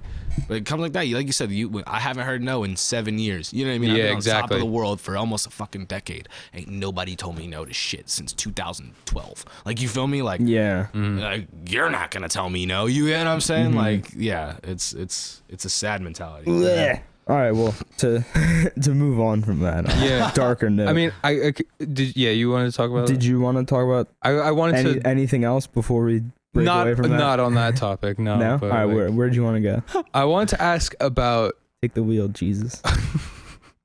I wanted to ask you about Cash Grab. Your song Cash Grab. So I won't say what I originally thought. I just want to hear it from you. What is that song about? What made you want to write that song? First of all, it was a bop. I by the way. appreciate it, bro. Like I had like notes when I was listening to your This shit. is- I just made one bullet point. I was like, Cash Grab sick, full stop, and that's That's it. hilarious, bro. Like, cause you know, I make my records about my life. So like, it's funny that you brought that one up to me. Like, Okay. think about the story that's behind that, bro. I'm not gonna drop names. We could talk off camera about names if you really want to know. We'll talk when you're done. I'm You know what I'm curious. saying? But yeah, bro. I was romantically involved with somebody that post romantic involvement there was run it moment. You know what I mean? Like you feel me? Like I don't want to just be like I got extorted, like cuz I hate tossing like real name allegations out like that. People expect to see like legal persecution after and shit like that, and I hate spreading negativity to me. Like if you do some crazy shit to me, I'm getting ghost on you and I'm just gonna go live my life. You feel me? Like I'm not in the business of making sure you see what comes to you. You get what I mean? To me, when I talk about this, it's all love, bro. You feel me? Like I'm not like, but yeah, bro. Shawty walked up in my pockets for a cash grab, bro, and that shit was a little weird. But yeah, so that's why the chorus, I believe the follow-up bar is like, no wonder why I'm ripping reckless. Yeah, I do the dash fast. It's just like the concept of like, basically like, if you're wondering why I live this way and why I'm so like here and there gone, like the last person that I was talking to like this did some wild shit, bro. So don't expect me to be sitting here and sticking around. That was the concept that I kind of went through with that. Yeah. Damn, that's sick. Yeah. And I was way off. What do you think it was? I want to hear. I love this kind of shit, bro. I've been waiting to talk about like what people interpret my shit as. I would love to hear what you thought. I was so off. So from listening to all your other shit, I'm like, you have some pretty dope like rap type shit, but like Cash Grab went hard, and I noticed, and like so, and I was like, even Jack, you said it sounded like some Travis Scott type shit. Yeah, right. It really sounded like some Travis I was Scott like, shit. It's the second time I've heard that this week, and I love that. Really? Happened twice this week. That's great. So I was thinking like, I thought that it was a satirical critique on rap music hopping on a bandwagon just for the cash grab of like people listening to the same style of music. And I was like, thought it was like, that's really sick irony that he's making this song that's like satirical on that, and it's like stylized like that, but it also goes fucking hard too. So like, I thought that was if you like that kind of shit, I have a friend. His name is Jeff. His like artist name is Jeef though, like Jeef. Oh, dude, that's I forgot. I wanted to talk about him. My boy, dude, is this jazzy little groovy ass white boy from South Jersey. I love this boy to bits. He's like a brother to me. You know what I'm saying? But I've got a couple like boom bappy records that I think you would love, especially his contribution to them. He's got this presence on records that's like, is this guy even being serious right now? Because it sounds so like from that time of just old like like jazz era, and this guy like, it sounds like this guy like did one of these and slid up to the mic type shit before he started singing, and it's like, is he trying to be like, am I supposed to be laughing right now? You get what I mean? Like, you have that mentality. I think I love that shit. Yeah, but it's check like him out. He's just that groovy. You feel me? Like that fool is really in that headspace right now in 2020, and that's what I love about him. But that's crazy that you thought that. I definitely could see with the terminology that was being used in that. That's a crazy concept, and I wish I was that creative to have that idea. I genuinely do. But yeah, bro, that was, thankfully, I'm not gonna hold you, I made that and like 5 other songs in one night, because just like with the producer credits on that shit, like we got like there's internet money. Yeah, I mean, I've heard like we've been through so much bullshit with like the reason why the other 4 songs have not come out is because of just bullshit that we've dealt with behind the scenes. I hate giving light to negativity. Again, like off camera, give you all the details on that shit. But just, there's a reason why like more of it hasn't come out. But yeah, that was like, holy shit, there's internet money beats in the folder. You know what I mean? Like, you need to start recording. And if I keep sending you beats, keep recording. You get what I'm saying? And that was just like, so when I have to have those moments with myself, I'm usually coming off the top of the head, and I can't just rhyme words mad like technical rapping off the top. I have to just come from like a place of like, talk about something, you know what I mean? Like I could tell you about something and just make the words rhyme really well. I've developed that skill, you get what I mean? I can't just like go off and start spitting halftime flows and all that shit, you know what I mean? This, that, and the third, but I'll talk about some shit that happened to me, you know what I mean? You know what I mean? Yeah, that's all you need to do, man. That's really, I think the name of the beat was Cash Grab. All right, sick. And I was like, I just reminded you, like, or like, this bitch did that. There you go. That's all you need. Some genuine ass shit. Yeah, for sure. Jack, you were gonna say something before I shoehorned myself in. I wanted to talk about 2 other people that I discovered through you and Jamie. One being Rosie, the other one being Tamagotchi. Rosie. How did you guys? Rosie and Tamagotchi. Yo, okay, yeah. Dude, I'm so ready to talk about I've heard these beautiful men. There's been an amazing story on the podcast about Quinn. Okay, what was told? You know Max Clinch? We don't know each other personally. I know you're talking about. You know Con Sweetie? Same thing. I'm a hermit. I'm sorry, but like, yeah, I'll show you. I know some Rosie stuff. and Quinn personally, though, both. Yeah. Yeah. Okay. So anyway, there's a story about Quinn giving Max something and them doing something together. We'll talk about it more. Talk about it more later. The amount of shit that like, I remember like the amount of stories that I walked away from like the first day meeting this guy. Like, you get what I mean? Like, it was just different breed of animal. Have you seen their house? Like, just like imagery from where they live. Like, you get what I'm saying? Like, they're a different breed of human beings. They really are And the music that comes out of that is, dude, his electronic insane, project. Bro. I discovered it today. He used to produce more like straight up EDM. And what was it called? The project? I literally DM'd him about it earlier. I was like, dude, you rocked my morning. Yeah. I'm not gonna lie to you. Quinn and Rosie they have that like, they're gonna hate me for saying like edgy, but I'm blanking on words. You get what I mean? Yeah. That just that mystique in terms of on like the internet. You get what I mean? Like their socials, they're like super present in terms of like they're tweeting, they're posting and stuff like that. Don't get me wrong, because we're artists, we have to do that. But the way they do it is like you never really know what's going on. You get what I'm saying? Dude, their comments. They have like a well-crafted persona. Exactly. Their comments are fucking hilarious. Like it's like, Rosie, are you okay? Like text me back. like people are like, people are like. Quinn posted like a screenshot and it was like. I have another piercing another like appointment for a piercing set up, and like his friend responded to him was like, cool. Like it wasn't like enthusiastic, and he was like, you hate me, don't you? And like the friend's response was like, you owe me $1,300. Like, he was just like, I love you. Like just like, dude, they're so fucking funny. They're so talented too. Like Casual Encounter is the name of the electronic project. Dude, this is insanity right there. But yeah, they are quite the not characters on Instagram, but quite the like, it's just like personalities. I have so much respect for the way they do their shit. Like when I put it this way, Show Me Your Heart, the 80s, the 80s song that you guys were just talking about. When I put up the Instagram post for to promote it, I just dropped this song, the Triller video and all that shit. Rosie posted that on his story. That was like a moment for me. You get what I'm saying? Like, because I respect what he does so much, and he doesn't do that with a lot of people. You get what I mean? So like, and I'm not even talking about the look that comes with that. You get what I mean? But just like when I respect your craft and what you do, like I said, it means it completely different for you to tell me my mix sounded fire versus somebody that just listens to the radio. You get what I'm saying? Right. And the same thing with Quinn, bro. Like he'll just randomly hit me and be like, dude, I'm playing this right now. Like, don't stop making music or something like that. And it's like, I don't plan to, but like I'm definitely not gonna right now because you're fire as fuck to me. Yeah, exactly, 100%. I love those guys. Yeah. That's like always a great feeling. I want to talk about something else that kind of relates to that, but like the feeling of like even more though someone who like makes something that you respect, like. That feeling of someone supporting the thing that you're doing is like incredible. It's a mind-boggling thing. Yeah. I mean, even just anyone, like even like people who just listen to the radio, them saying something to you that's like nice is the best feeling ever.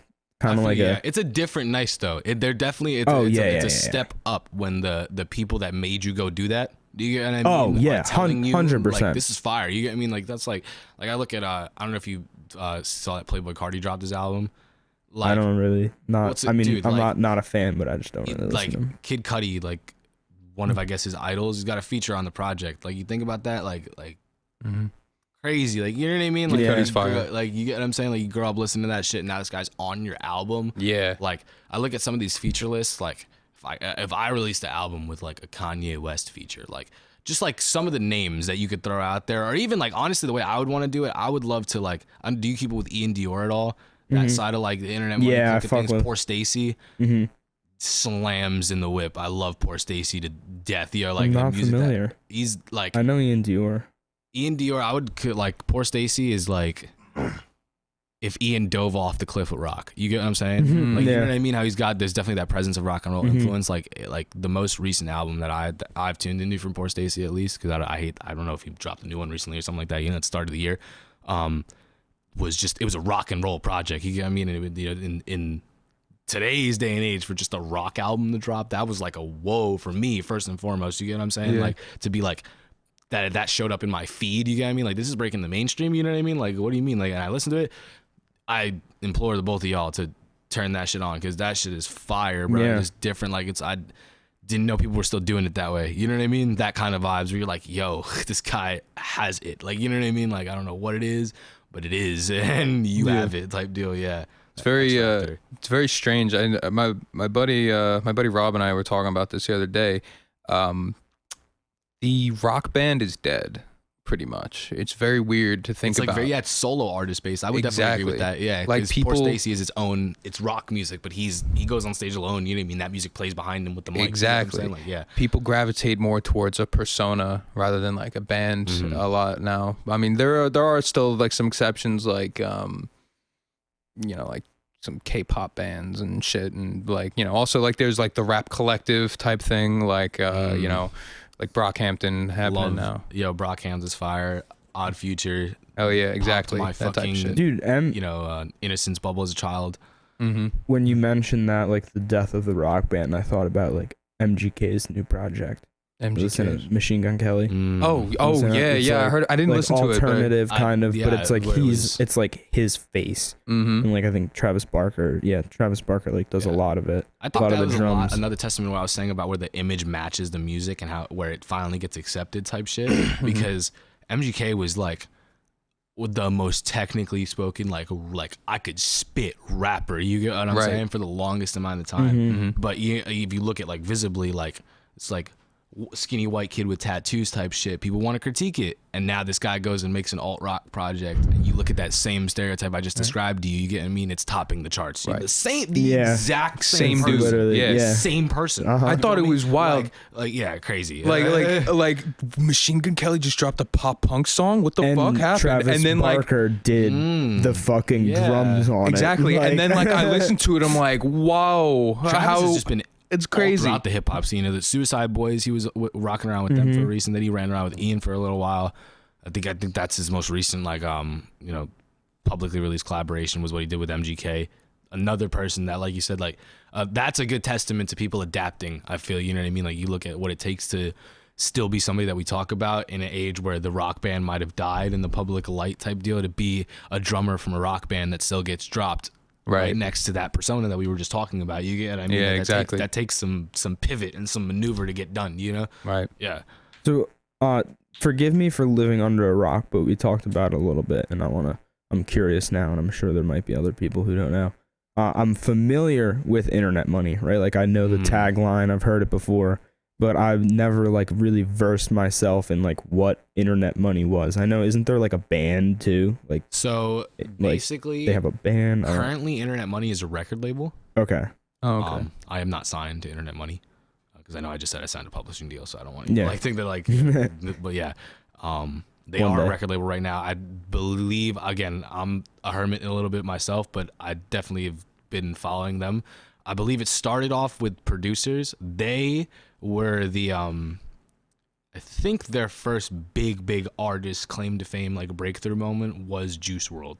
Like that was the camp that fostered that. I think that was what got them okay, we are our own individual people in the mainstream right now because we got this guy that we're working with type deal. And from that came like just a lot of that sounding music that Juice kind of like started when he first popped off in the scene. Now you had a bunch of these people trying to make similar music.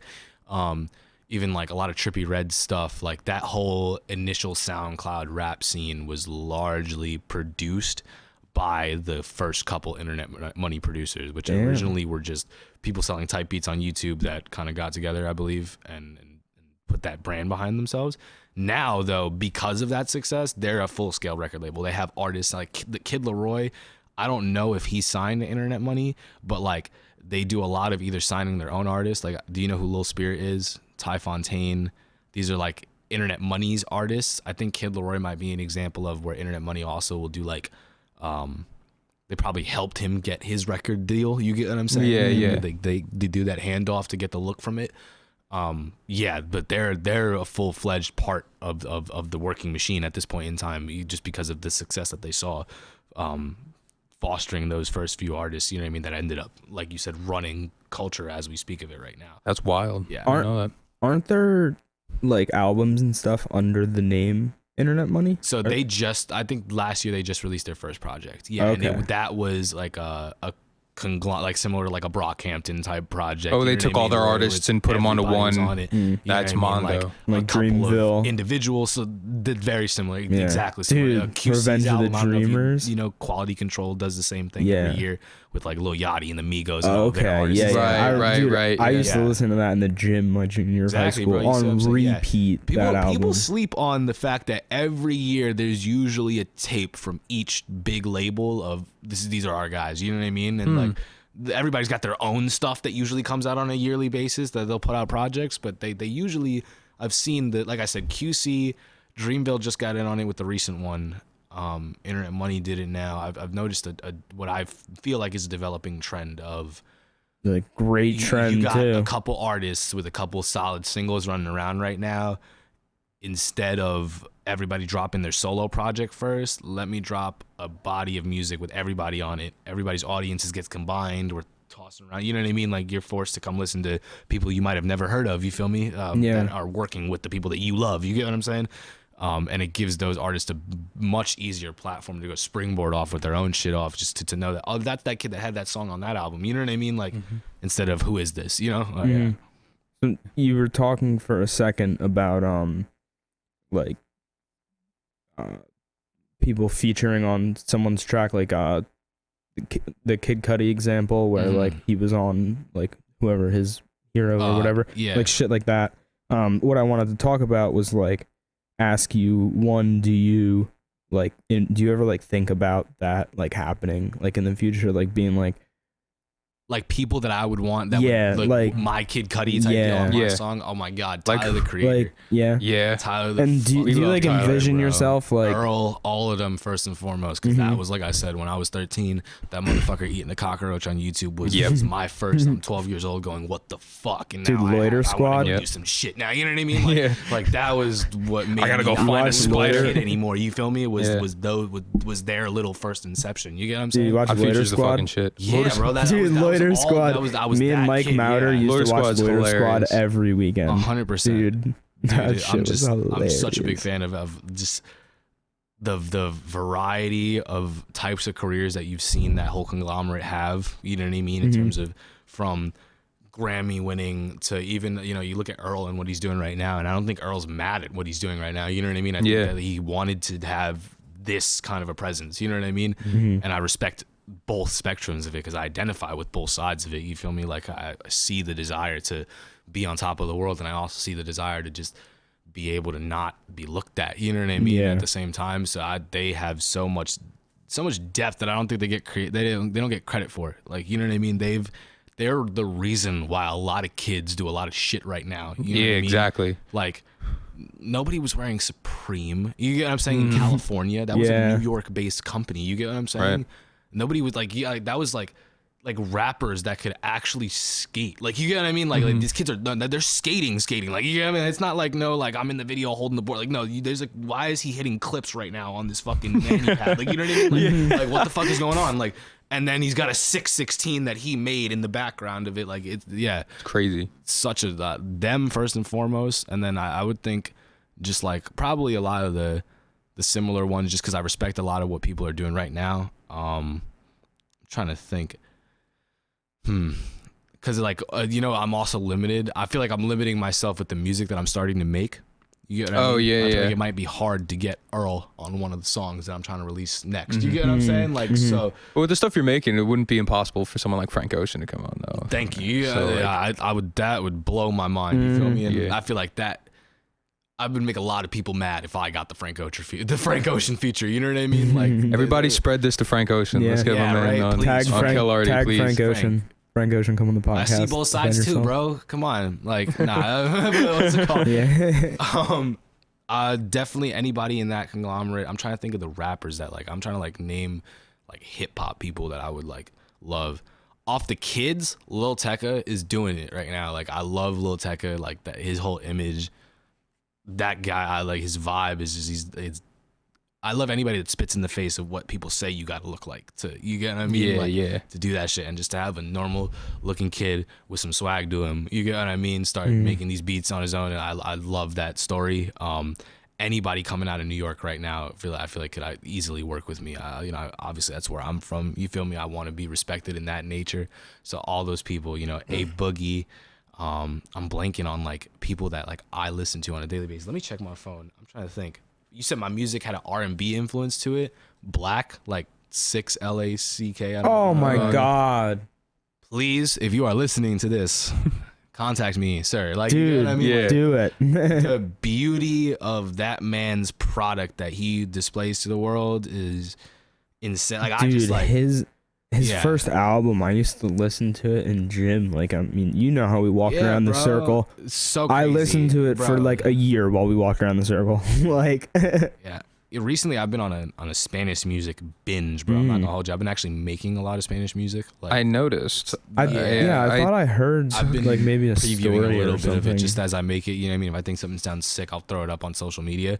But so yeah, Bad Bunny, Unwell, the classics, Daddy Yankee. You know, you gotta shout those people out to start. But let me see what's been in my rotation. Saint John, bro. I don't know if y'all know who That Saint John sounds is. familiar. It also it sounds familiar. Insane. This was my favorite album of 2020. While the World Was Burning, it dropped towards the end of the year. That kid, again, just from Brooklyn, I want to say, Brooklyn kid, different sound. You know what I mean? I don't even know what his ethnic background is because he just sounds definitely foreign almost, but like in such a unique way. Like I couldn't even almost describe his voice. But the one thing I respect about him a lot that I would love to work with is that he's got that rap cadence, but this motherfucker's singing. You get what I mean? Like he actually, did you guys watch the Mike Tyson fight? Oh my God, I missed it. I'm so pissed He was that I didn't watch that opener. fight. I was gonna say like he was the final opener of the Mike Tyson fight. Like he you know what I mean? They had musical acts before each one of like the Damn. higher ballads. Yeah. And before Mike got on stage, he performed a couple songs, and that was what gave me the first instance of seeing him live and like realizing that like, yo, this isn't mixing, yo. This fucker is really singing. Like you these listen to- records out and belting these on. So anybody with natural talent like that, I always respect. You Yeah. listen to Rumor, RMR? Oh, Again, dude. I see a lot of names. Dude, that I just haven't been able wait. to- I'll show you in a little Wavy, bit. bro, yeah. Dude, Rumor. Yeah. Can't And believe that. Leroy's like that too with the singing. Like, he Same, just yeah. fucking Corbin, murders like, it. you know that Dude, is off the yup. couple feet. That's my favorite song. Not fair. That's Yo, literally like my favorite insane, song. Insane. Dude. Chief is trying to hop into that. I was recording for him and I He's was another- I'm kind of yeah. like one of his engineers type deal. I was like, because Jeff doesn't like to. Jeff is like a more version extreme of me, where I said that I just kind of worry about solely making the music. The computer part, he don't even gotta worry about that. You know what I mean? Like he loves live instrumentation type shit. And like I said, it's difficult to do that in softwares, you know? So I try to help him out when I can. And that has been the recent direction of what he's at least told me that he wants to take his music. And we made a record. I don't know if I have it on my phone. If I do, I'll let y'all listen to it. But what's it Oh called? yeah. Yeah, he wants to get into that kind of like where it's almost like intentionally undermixed. Like, you know what I mean? That lo-fi, slowed down, the vocals can sound a little bit more raw because there's not a requirement for it to be super crazy. You know what I mean? Yeah, and he sits in that pocket really nicely. You know what I mean? He makes it really efficiently because I could tell it's natural for him. You know what I mean? He's not trying to be somebody. Like with the songs that I have with Chief, both of us, both me trying to be like a boom bap rapidy kind of guy and him kind of trying to meet that halfway in the middle, or had moments where we were like, is this who I am? You get what I mean? In terms of releasing music. And that was one of the first times that I saw him find that comfort zone. You know what I mean? So I'm excited to see what he does with that shit. Yeah, we definitely got to get him on here. Yeah, he would love this shit. He would love. Have you come back with him? Yeah, dude. Like, got to get the whole crew. So you mentioned lo-fi briefly, and we were talking about lo-fi a lot earlier, and it was something that I wrote down that I wanted to circle back to eventually. And like, I feel like lo-fi as a genre has like blown the fuck up recently. I don't even consider lo-fi as a genre. I think it's more like jazz. It's like an attitude. Yeah, really. as like a classification of yeah. like certain like different genres almost. Like like Yeah. a massive like overlooming genre of Because I think smaller genres. I get what you're saying, because I feel like originally lo-fi was a very specific like way. Like you could take a radio released record and you would mix it a very specific way, and it would be the lo-fi version of that Right, record. right. You know what I'm saying? Like you had to like put a certain like swing on the tempo of it. You know what I mean? So it was just like a little bit later than where the downbeats were hitting. You get what I'm saying? I Right. think that was what originally lo-fi music was. But I agree with you that it's taken on, like, even if you look at like the super like to me like you know like microwave like print and press versions, like the college study, like, YouTube live stream. Oh my god, the Chilled anime cow. chick with the cat fucking. Yeah, Chilled you cow. guys, but to speak to what you're saying, It's or always like on that at work, exposure. Joe. Yes, it is. Yeah, I place definitely we don't think in recent speak. years, quarantine helped that shit. Yeah, I mean, obviously everybody's inside. Yeah. I think that, you know, Live streaming, really. Astro World popped because I'm definitely not. I'm not gonna say because people would fucking get me out the door if I start talking down on the Lord and say, but like, what's it called? I feel like it helps when you make outside music and you could be outside. You get what I'm saying? When you make a lit ass fucking album that's banging off the fucking walls all 63 minutes, you get what I mean?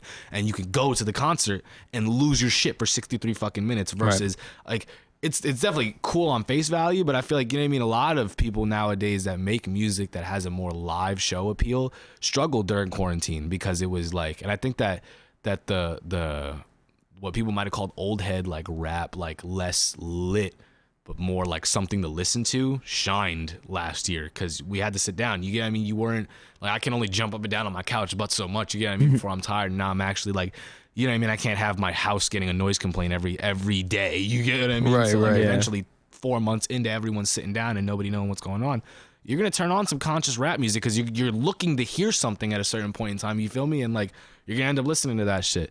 So You know, yeah. that happened to me actually. Like You see what I'm throughout saying? Like, throughout that quarantine, happened I to me did too, go yeah. back to like I started. God rest his soul, one of the greatest, if not greatest, rappers to ever Why you live. gonna bring MF this Doom. up? Why you gonna bring this up? I got on the man? MF Doom binge. You ever listen to Immortal Technique? Yeah, Yes. he's fire, Dude, bro. I started listening to different, Immortal bro. Technique again. He fucking Different Brady Human. different. MF Doom breed of was like the human. biggest tragedy of like the past Vinny like 5 years, Paz. dude. Listen 10 to Vinny years Paz even. at all? No. Check out Vinny Paz. Vinny Paz is like on that Immortal Technique kind of shit. Vinny Paz, Bro, like, yeah. I have won't- weird things to say about him. Well, but Vinny Paz is like, I don't love him, right? Like he spits a lot of shit, and he is himself. I'll say that. I get you.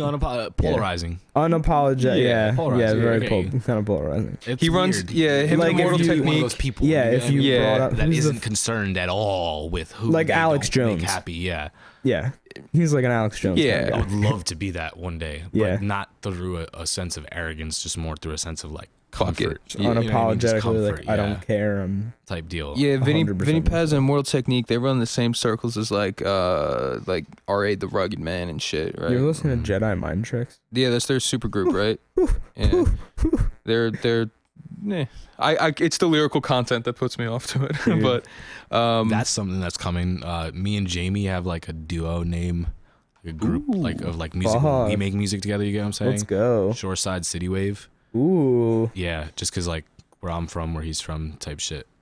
But yeah, we got like probably upwards of like 15 songs already done, and like it's just been like, again, that same mentality where I was telling you about, that folder of songs that I don't want to release yet. You get what I mean? Like I don't want people to underwhelm the caliber of music that me and him can make when we get together and make music. You Yeah. know what I mean? So we want to both get ourselves to a position where we have people listening to our shit to a certain level to then direct both of them to a joint body of work. Yeah. you just like letting it on a back burner, letting it simmer and 100%, shit. because you it's know? like I make music every day, bro. Like the way people might keep a journal, like that's my way to give myself therapy, like I told you earlier. So like I have too many songs, you feel me? And some, like I said, a lot of them I'm not even making with the intent on releasing for like trying to further my music career per You're just se. doing It's it to that's what I do, you know, like Right. but you get better too. You know, you Exactly, Could, you could really 100%. tell in your work that you're doing it every day. Yeah, you and know? that's definitely. I 100%. battle the do I make the old songs private because do I want people to see that? You know what I mean? Did you Like, do that? I did with a lot. Yeah, of them. because I Just cause recently was going through again, and I was like, quality wait. of the record, even if lyrically it was there, Mhm. it just sonically wasn't there. And, Yeah. and like you said, when you have that ear for it, oh my god, yo, like I'd be listening to my SoundCloud on shuffle, and like my old song would come on, and I would just hear like the mix, and I'd be like, dude, shoot my eardrums off, like, you know what I mean? Yeah, Like, yeah. skip this right now, please, God, you know, like yeah. you know, just do I like a remastering album.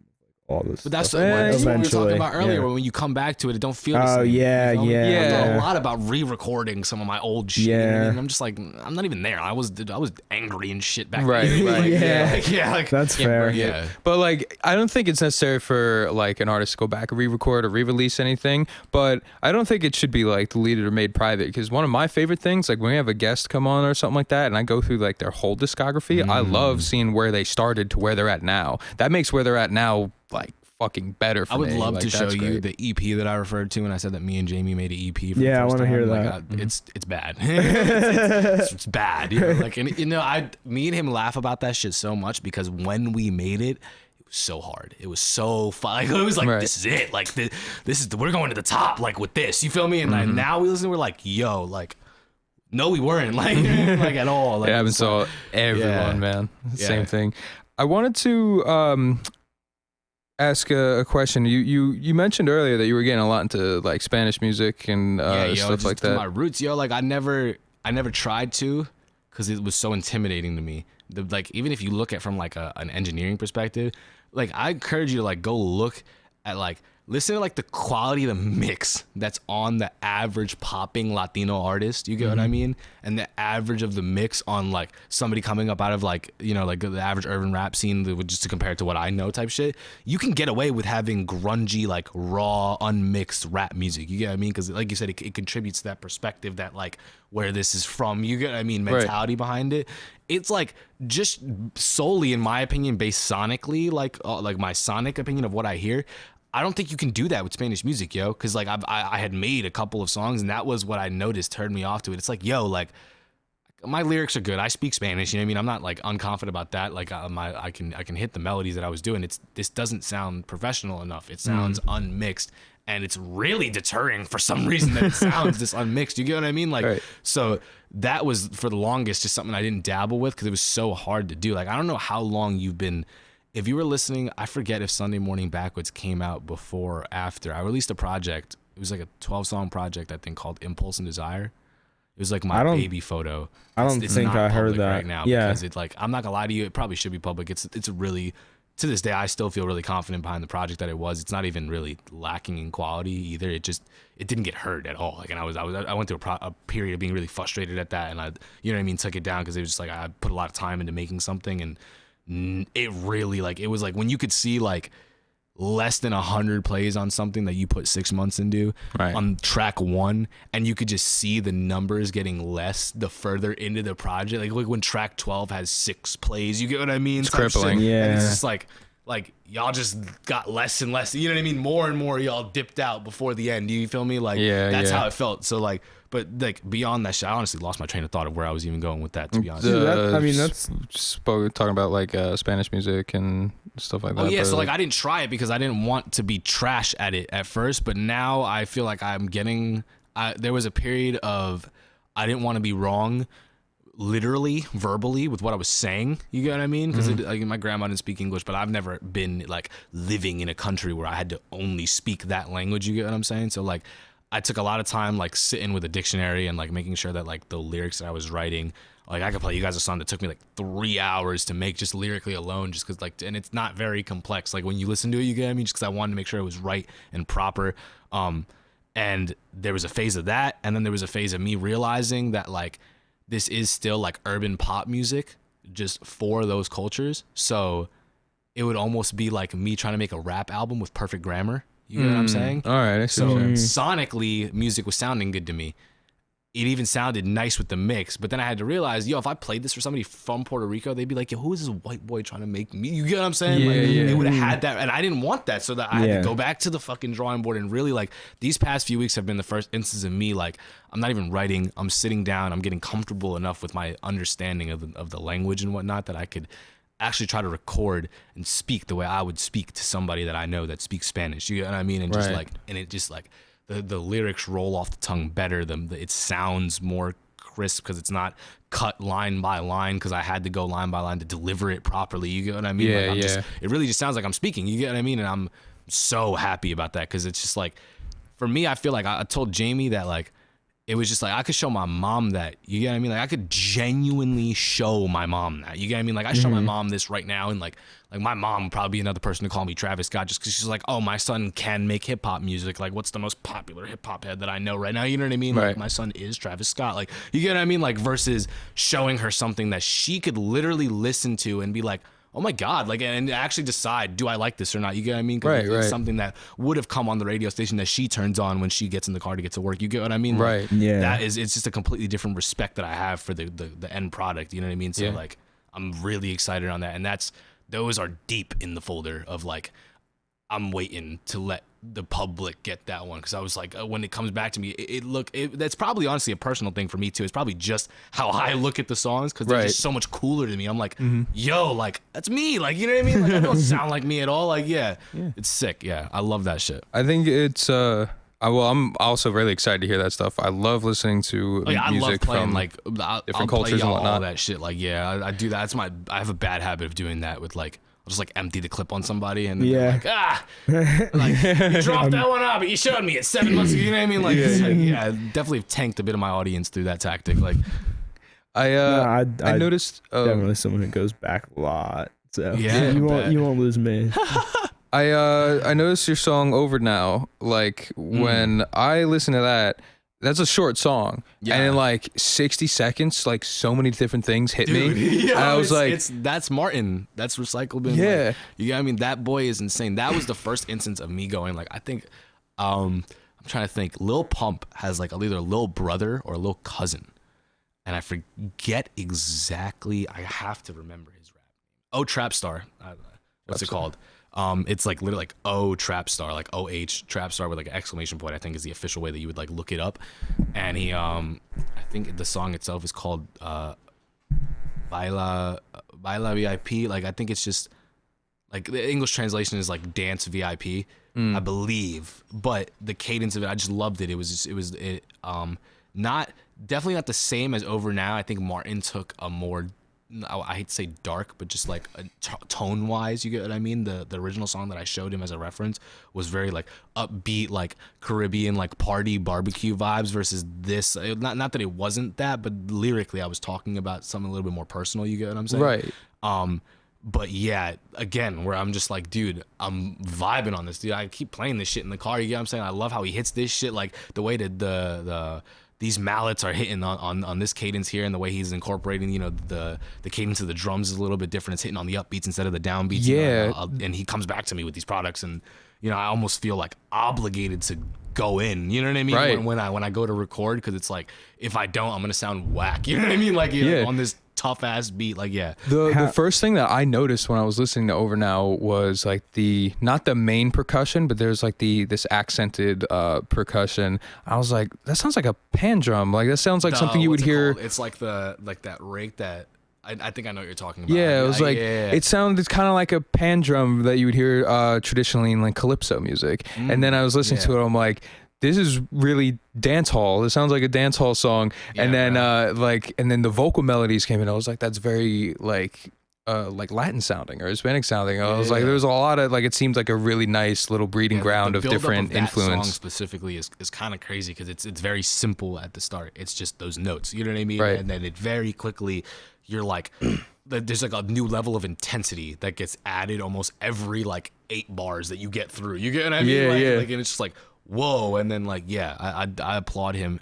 He is able to create so much movement in such a small amount of time. You know what I mean? Like you could like, you know what I mean? Like if you just popped the X tab, you get what I mean? And they just started that song, you'd be out of fucking breath after 2 minutes and 30 seconds because you're going to get lit as fuck for 2 minutes. You're going to be like, that was only 2 minutes, bro? Like, you get what I'm saying? Like, why am I sweating right now? Like, yeah. He's crazy, bro. Different body. So how exactly did you get hooked up with him? Through Jamie, bro. I forget what was the first time. I want to say, so me and Jamie have been in and out of a lot of collectives. At one point in time, I forget if Quinn was also in it, but me, him, and Rosie were all in the same collective. It's called Cryptic. We've been in and out of a couple of ones. It's just been not out of any beef at all. It just really just been multiple attempts at let's get a couple people together and really try to hunker down and seriously get to cracking, get to recording, get to marketing. Like let's make this happen. You get what I'm saying? And it was just a couple different times before we found the right group of people to do it with. Especially like if you look at like how like Rosie and Quinn are off running around with the Hive Mind guys. Like they have the same mentality of what they want to do to the T. And once you get that locked in, it's so easy to start turning out product and turning out content. You know what I mean? Yeah. And really making shit and making a statement and developing a community and a following once you have those people. So, you know, that was probably my first experience with Martin was the Cryptic Collective, I believe, because he was working a lot with Rosie, and I think he'd worked a couple times with Jamie, and just like he was like that was the first person that I'd ever been introduced to through Jamie was who introduced me to like the internet scene of music and being in Discord chats and all that stuff like that. You know what I mean? I was not based in technology socially, you get what I'm saying, when I first started making music. So that was a learning curve I had to do. But amongst the people that I was being introduced to, Martin was the first producer. Like, no, this guy just makes beats. You get what I'm saying? And he's nice at it. You feel me? Like, I've always had like a respect for him. I could like, I'll play it for you. It's called Clover. It was he like sent a beat into the group chat that we had for that thing at the time, and it, like literally the comment associated with it is like, I made this. It's trash, honestly. Like, does anybody want it? Type shit. And I found the message after getting off like work. You get what I mean? Like, I had like been somewhere for like 8 hours. I was mad late to this message, and when I peeped the beat, I lost my shit. You know what I'm saying? So I was also terrified because I'm in a group chat with 8 other artists that got sent this beat, and I'm 8 hours behind. You get what I'm saying? Right. So I'm like, this someone is else gone. is gonna, This is gone. Like, you know what I mean? Nobody took it. Everybody had the same mentality. Like, yeah, it's all right. And I was like, nobody else is bugging about this. Like, you get what I mean? Like, I was like, are you serious? Like, this is crazy to me. And that was the first. And I was like, yo, like, I didn't even ask him, honestly. Like, I made the song and I DM'd him independently. It's the first time I'd ever talked to him privately. I was like, yo, bro, like, I don't know if like anybody took this, but like, I made this with it, like, if you like it at all. And he had the same reaction to what I sent to him that I had to the beat type shit. And it was immediate, like, oh yeah, we gotta start doing this. You feel me? And that was where it just, I could show you like the randomness. I just comment to him at random time of the day. He's on the other side of the coast too, so time zones are different. You feel me? So I'm like texting Martin, not expecting to hear it from him for 3 days. You feel me? Because it's like, right, I'm texting him while I'm going to sleep, which means he just got up. You know, like, yeah, it's weird, but I love the I can't wait until I'm out there and can maybe be like in person with him and just like I could only imagine what would happen if you sat us down somewhere for a weekend. You know, just like cook. You know what I mean? Like, yeah, I'm excited. That's always the most amazing feeling, is like having, you know, collaborators or like partners or people you work with just in general who have like the same mentality as you is like the coolest thing. Like, you can be jamming with people, like some people you just met. It's like, oh, you know, we're going to go jam or whatever. You should come with us. And like, you go there, you have fun stuff, but like writing with them might be like weird because you don't know them that well, or you might have different influence and stuff. The comfort. Yeah, exactly. You can't be like truly creative because you're like, oh, these people are going to judge me. Like, you know what I mean? Like, you haven't crossed that barrier yet with those people. Right. I feel you. But sometimes, like, if you get like dudes with different influences in the same room, and then that can also lead to a good thing because you get something really cool. And they got to be nice though. I feel like you can get Pharrell and Tyler in the same room because they're Pharrell and Tyler, and they're gonna do them regardless. So when you get them doing them in the same room, you get what I mean? That sounds sick. You're gonna have like, they have to have like a cemented style or type. You put me in the room with Pharrell, I'm gonna do whatever the fuck Pharrell tells me to do. You know what I'm saying? You see the difference because I haven't fully established myself. That maybe 10 years down the line, I might give you a different answer to that question. You get what I mean? Right. I definitely see what you're saying. Dope. So we never talked about it. How exactly did you meet Quinn and Rosie? Through Jamie, bro. I met Quinn. Me and Rosie have never dapped up in person. That's the homie. Don't get me wrong. I love that boy. Like, you know what I mean? I'm gonna tell you some shit. Like, but like, what's it called? Fucking Quinn, on the other hand, was from Jersey. You get what I mean? So like, when I shot the Lie to Me music video last year, he's actually in it. He came out. That was the first time I met him because his friend was Oni, who was filming it and editing it and stuff like that. And yeah, that was the first time I met him in person. Dope off the start. You know what I mean? You see this, like, you look at Quinn's like bowl cut scruffy beard with like a gas station jacket in blue Balenciagas, and he's sea walking in the back of my music video. You know what I mean? Like, love him to death. Like, you know what I mean? Like, yeah, like complete, just so different. You know what I mean? Like, that's the only way I could put it, and it's in the best way possible. Like, usually people will say that with a negative context. Like, he's always been blowing my mind just with like how they choose to walk around, the confidence that they could display. Like, I could not wear the fits that Quinn posts up on Instagram. You get what I'm saying? Yeah. Like, I would look like a doof in those fits. And he looks so hard. Like, I don't the know, most recent post. Like, yeah, I had it on my story too. In this fit. Like, yeah. Dude, yeah, they're hilarious people. I think that they're in the right place, bro. Like, Detroit was made. Yeah, for I them. didn't. I think it's gonna work. I didn't even realize that Quinn was out there. Yeah, they were out there. Used to be in Philly. Okay, so that was the funny thing. I actually moved to Philly like right as he was leaving. It was unfortunate, but yeah. So another topic I wanted to discuss out of curiosity is the thought process that you go through when choosing art for the songs you release, like the cover art for them, because they're dope as hell. Got you. I know a lot of it is anime shit, and on SoundCloud at least. And then I noticed there was like 2 songs of like Danny Phantom screenshots, which I thought was sick. And then like you even had, there was one Denim Rips. Denim Rips had like a really dope like kind of hand drawn or like watercolor thing. It reminded me of like the cover of a children's book from the 90s or something, like corduroy type vibes. Shout out to like, Emily, the artist that did that.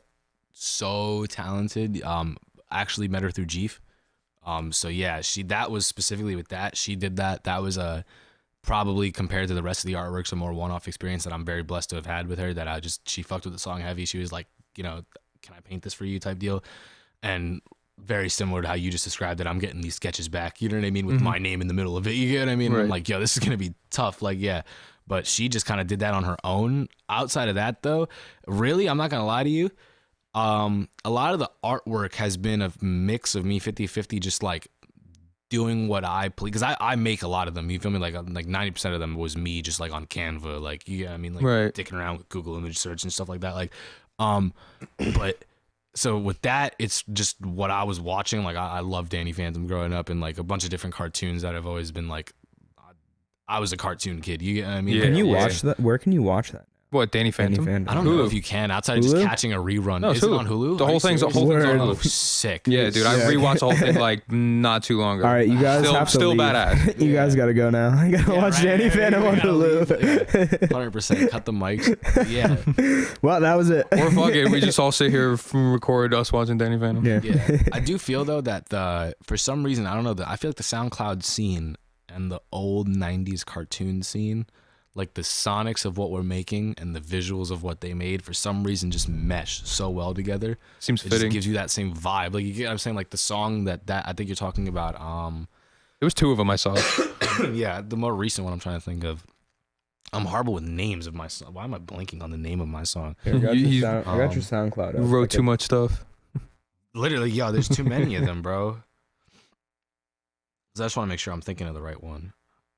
It's like the one of Danny like looking into a car window, I think. Yeah, exactly. Where is it? Out of Time. That was the first song, this one, right? Yeah, that's the one. Yeah. That was the first one that I broke my laptop halfway through quarantine and couldn't make music for the whole last 6 months of it. No. It was horrible, and that was the first song I actually released coming back with a working setup. But yeah, dude, like, I don't know, like I'll literally look up, like, if I make a song about heartbreak, I'll just look up like 90s heartbreak aesthetic. Really? And like just kind of like go like to page 15. You get what I mean? Like on the Google, and just like really just like get deep. And I'll just like, if I could stare at the image and feel like that image is just my POV, you get what I'm saying? Of like, and I'm hearing the song in the background type shit. Like that's what that song made me feel like. You get what I mean? I felt like when you look at that album cover, you could treat it like that like I'm in that world looking at Danny Phantom that just got his heart broke, and that song is playing in the background. You get what I mean? Like the vibe matches. You get what I mean? For that little just GIF moment of time. You get what I'm saying? Yeah. And that's where like I feel like a lot of the cartoon influence comes from. I do have to get more serious with that shit though, because I know that I want to put more effort into the art, but I also know once you break a music industry level of releasing with artwork, it's usually just an album cover that, you know what I mean, for the whole project. So when I come to here and I'm releasing a single every week with worries of what the artwork is going to be versus being signed to a label and I drop one single that has an artwork that people don't know yet, but is the artwork for a project for 14 other songs. You know what I mean? You only really gotta nail it one time. You get what I'm saying? Right. Yeah. I hear what you're saying. And it's more difficult to do it every week. And like usually it is literally me going, oh shit, and when I go to post it, you know what I mean? And I'm like, oh damn, you know, and it ends up being that's something that I definitely want to put more time and thought to. But I'm glad that you like them, because it means that I'm at least matching the vibe of my song. That's what I never want to do, is put out music and anything deter you from what my intent with the song was. You get what I mean? And if I put and artwork can do that, you know what I mean? Exactly. Like if I put out a gospel song and the artwork is like a stripper bitch, you know what I mean? Like no one's exactly very confused when you listen to my song. Like you're just completely alienating the target demographic that you're trying to get. Like it's crazy. So I don't want and right now I need the support from all these amazing kids that I've just fostered and really I love that the people have taken back their choice from the music industry. Like you used to have to suck the right person's dick, you know what I mean, to get on, you get what I mean, and nowadays it's not like that. It's them coming to us trying to do business with us, you feel me, because the people are supporting us, you feel me, like, and that used to be put in front of the people and that was your reward, you get what I mean, exactly, where all these guys have these horrible contracts coming from, because that was just what the industry was, you feel me. You didn't have the capacity to make your own song and put it out, and you know what I mean? Exactly. The only way you were listening to music was the radio. You know, like, and that was a corporate thing. Like, yeah. Nowadays, you know, a record label will look at an artist's Spotify page or SoundCloud or Apple Music, and that's whatever. what gets you the deal. Like already having the song with 1 million streams. You get what I mean? It's like this dude has like 500,000 monthly listeners. Like that's a fan base that we can grow even bigger, and that's like it's already there, so we can like get in on that. It's really Do you think that the streaming services are going to become the new record labels, the way I've heard some people, I've seen that. Oh, as if so kind of like in the same vein as how like I've heard Netflix was just about streaming movies and shows and shit, but now they actually own and like will publish their own original I've heard shit. Of, I think Spotify's already on it, that they're like signing like single song deals with artists and stuff like that. And so like they do this like Spotify record stuff, label Spotify sessions type deal. And I don't know if it's like specifically that you're our artist, but that like it might not be on Apple Music, or you might get priority with editorial Spotify playlisting or something. You get what I'm saying? Like those they have the things Spotify like live sessions. Yeah, that's interesting. Like, a few of them. And maybe if you look at it a couple years ago back, like Chance the Rapper, what he did with the Apple Music, even Frank Ocean, what he did with the whole Apple Music deal. I don't know if you know the specifics of his deal and how that whole thing happened. Like that was a whole.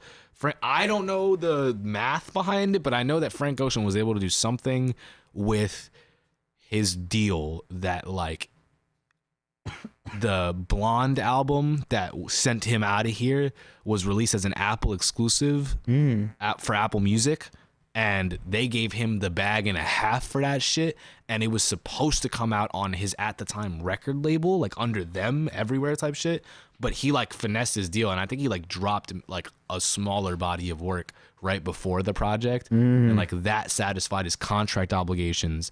I'm now an independent artist. Give me $500 million. You get what I'm saying? Oh, shit. Apple had the money and the market to do it, but you're not going to drop it on Spotify is the only thing. You get what I'm saying? Right. So from an independent artist perspective, you get what I'm saying? Because once he was out the deal is when he had the freedom to do that. But you get what I'm saying? Right. It's so much easier to just reach a place of financial freedom and comfort as an artist nowadays, because you can do that. Now you could have a small but dedicated enough fan base and a business that is well aware of how scaling works, that, you know what I mean, that if I start working you get what I mean, this is going to look a lot bigger than what it is right now, but I can just tap in and see how these people are receiving you and see that it's going to be very easy to get you to this point. You get what I mean? Like, exactly. And if I can get on in that early, you can capitalize off that as art. You just got to be aware of what to do, you know, and when to pull that trigger. Because you could also, like, when I first got here and was talking to you about like fake promotion and stuff like that, that you could get the other end of that. You know what I mean? Right. And really easily get bitten in the ass. Mm-hmm. Yeah. So one thing I wanted to ask that, I mean, we kind of talked about a little bit when we talked about like being on your like heroes, like having them feature on your music and stuff like that. Like, where do you see yourself in like 1, 5, 10, 20 years? As musically, definitely in a position where I could hopefully, I want to measure my success by being able to help somebody else do it. The same way you looked at like how Juice had Kid Leroy. You get what I mean? Like those kinds of dynamics. I always respect those. And it's taken a lot to get as little down this road as I've gotten so far. You get what I mean? So knowing that and knowing what it's probably going to take to get to where I want to be down the road, you get what I mean? I would definitely love to be in a position to make somebody else's life a little bit easier while trying to do that very same thing. And I think that if you're in a position that you can do that for somebody, that for me is a good milestone to say that, yeah, I'm accomplishing my goals officially. You get what I'm saying? Right. Like, cause it's never been about when you can you can comfortably give someone else the leg up. exactly. Like, it's a good sign. That's where I'll be. If it doesn't go any further than this, I'm cool. You get what I mean? Like until then, I'm gonna be forward and onward and more and more and more. And it's not even a money more. It's just a legacy thing. You know what I mean? I want people to really respect that. Like, that is something that was instilled in me, you know what I mean? From, like I said, I come from a dude that ain't take no type of shit, and that was put into me to, like, go get your respect, you know what I mean? Whatever you fucking do, make sure that people know you do that shit, you get what I mean? And nothing less, you get? So I'm working very, very vigorously towards making sure that the content that I put out is the best that it can be for me, you get what I mean? And I want it to be looked at as that, you get what I mean? So I know I'm not there yet. I'm so grateful for where I am right now, but that's what my drive is that I'm not there yet. Not quite yet. I'm real close. I feel I have a feeling that it's going to be real soon that I'm getting, and I know the jumps get incremental. Oh my God. You know what I mean? Like they you know what I mean though? Like they get exponential, I should say, not incremental, where it's like once you take this first step, the space in between step 2 and 3 is much further. But you get what I mean? Like, when it comes to success, like at the start, you're coming about the mud, but especially if you were just to take it financially, like I used to be a finance major in college. So like when you're investing money, it's a lot easier to make $1 million if you were investing $50 million. You get what I'm saying? Like, I could turn $50 million into $51 million really fucking easily. Right. Turning $1 into $1 million. Oh my God. Yeah. You know what I mean? Like, oh fucking my impossible. God. Exactly. So like the same thing with anything really. That's why RuneScape was so hard for me. Yeah. That's why I stayed begging at the Grand stay Exchange. Away from all that shit, bro. Anything, I got too much to worry about with my own life to try to like, oh my gosh. Yeah. So, oh, good. Nah, just real quick. That's like, I feel like that's why we're this conversation is going so well and it's so interesting, is because we have like similar goals, I think. Whereas like with the podcast, like what I want to be able to do eventually is like see someone like putting in the work and grinding and like getting better, and then once they like get to the point where it's like, okay, they've refined their craft and they're like good at what they do now, like they're not just doing it, and like they're like in it and they've done it, and now like I could give someone the opportunity to like have double, triple, quadruple, exponentially increase like their fan base. That's, you know? I feel you. That's something that I have so much respect for what you guys do, for that reason that you, like I said, when I started this off with, not many people give us this. You know what I mean? Me, where I am right now. You get what I mean? So that leg up is usually what it takes to do what I want to do with the rest of my life, in that from the perspective of the small artist. You get what I mean? Like, so when Adam 22 gives you the No Jumper interview, you get what I mean? When Sway calls you up to go give a freestyle, you know what I mean? Everybody that makes music, I at least that I've talked to, is well aware of the caliber of what that moment is for you. And you know what I mean? When you build your whole brand off, that's what I do. Yeah. You know what I mean? Like, that's the hat's fucking off. You know what I mean? Because like that it's nothing about you at all. Nothing of what you want to do being successful has anything to do with like you and your face. You know what I mean? Yeah. Me, it's all about me. You get what I'm saying? Like, I want people to listen to my music, look at how I look on the screen. Not like, and not from a narcissistic perspective. You get what I'm saying? But the success side of it. Yeah. I truly get all the reaps and all the rewards. You get what I mean? Of doing my job properly. You guys get to watch other people see that. You get what I'm saying? And you still get like the support recognition of people being like, dude, what you're doing is awesome. But it's different. Yeah. It's also weird because like if we like to help grow the fan base of others, we have to have a fan base of our own. It's just kind of like, but exactly. Still. I mean, it's consistency, yo. I think that's the new, every Sunday 2 p.m. Yeah, that's the new quality in my opinion. In the internet age of creating content and any facts. Just there's too many people in the world to like, you could be like, in my opinion, a really shitty rapper.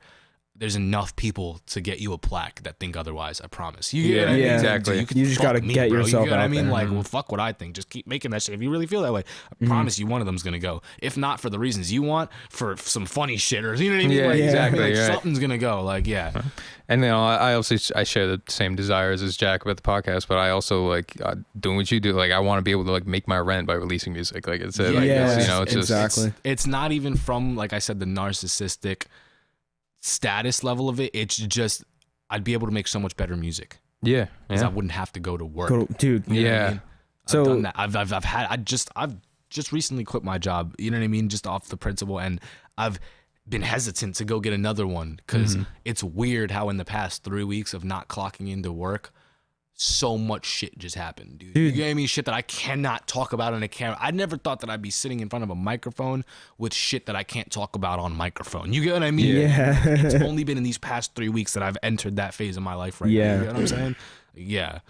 I mean, I don't work Monday to Wednesday, and like Monday to Wednesday, it's like I progress as a person like a month that I would if I was like clocking in and going to work, because it's like fucking like 8 to 10 hours taken out because you need to pay your rent, you know? Yeah, it's also just like the mental game of it too. Like I felt myself at the job that I used to work. I'm not about negativity, so I won't name names, but it was not a good time.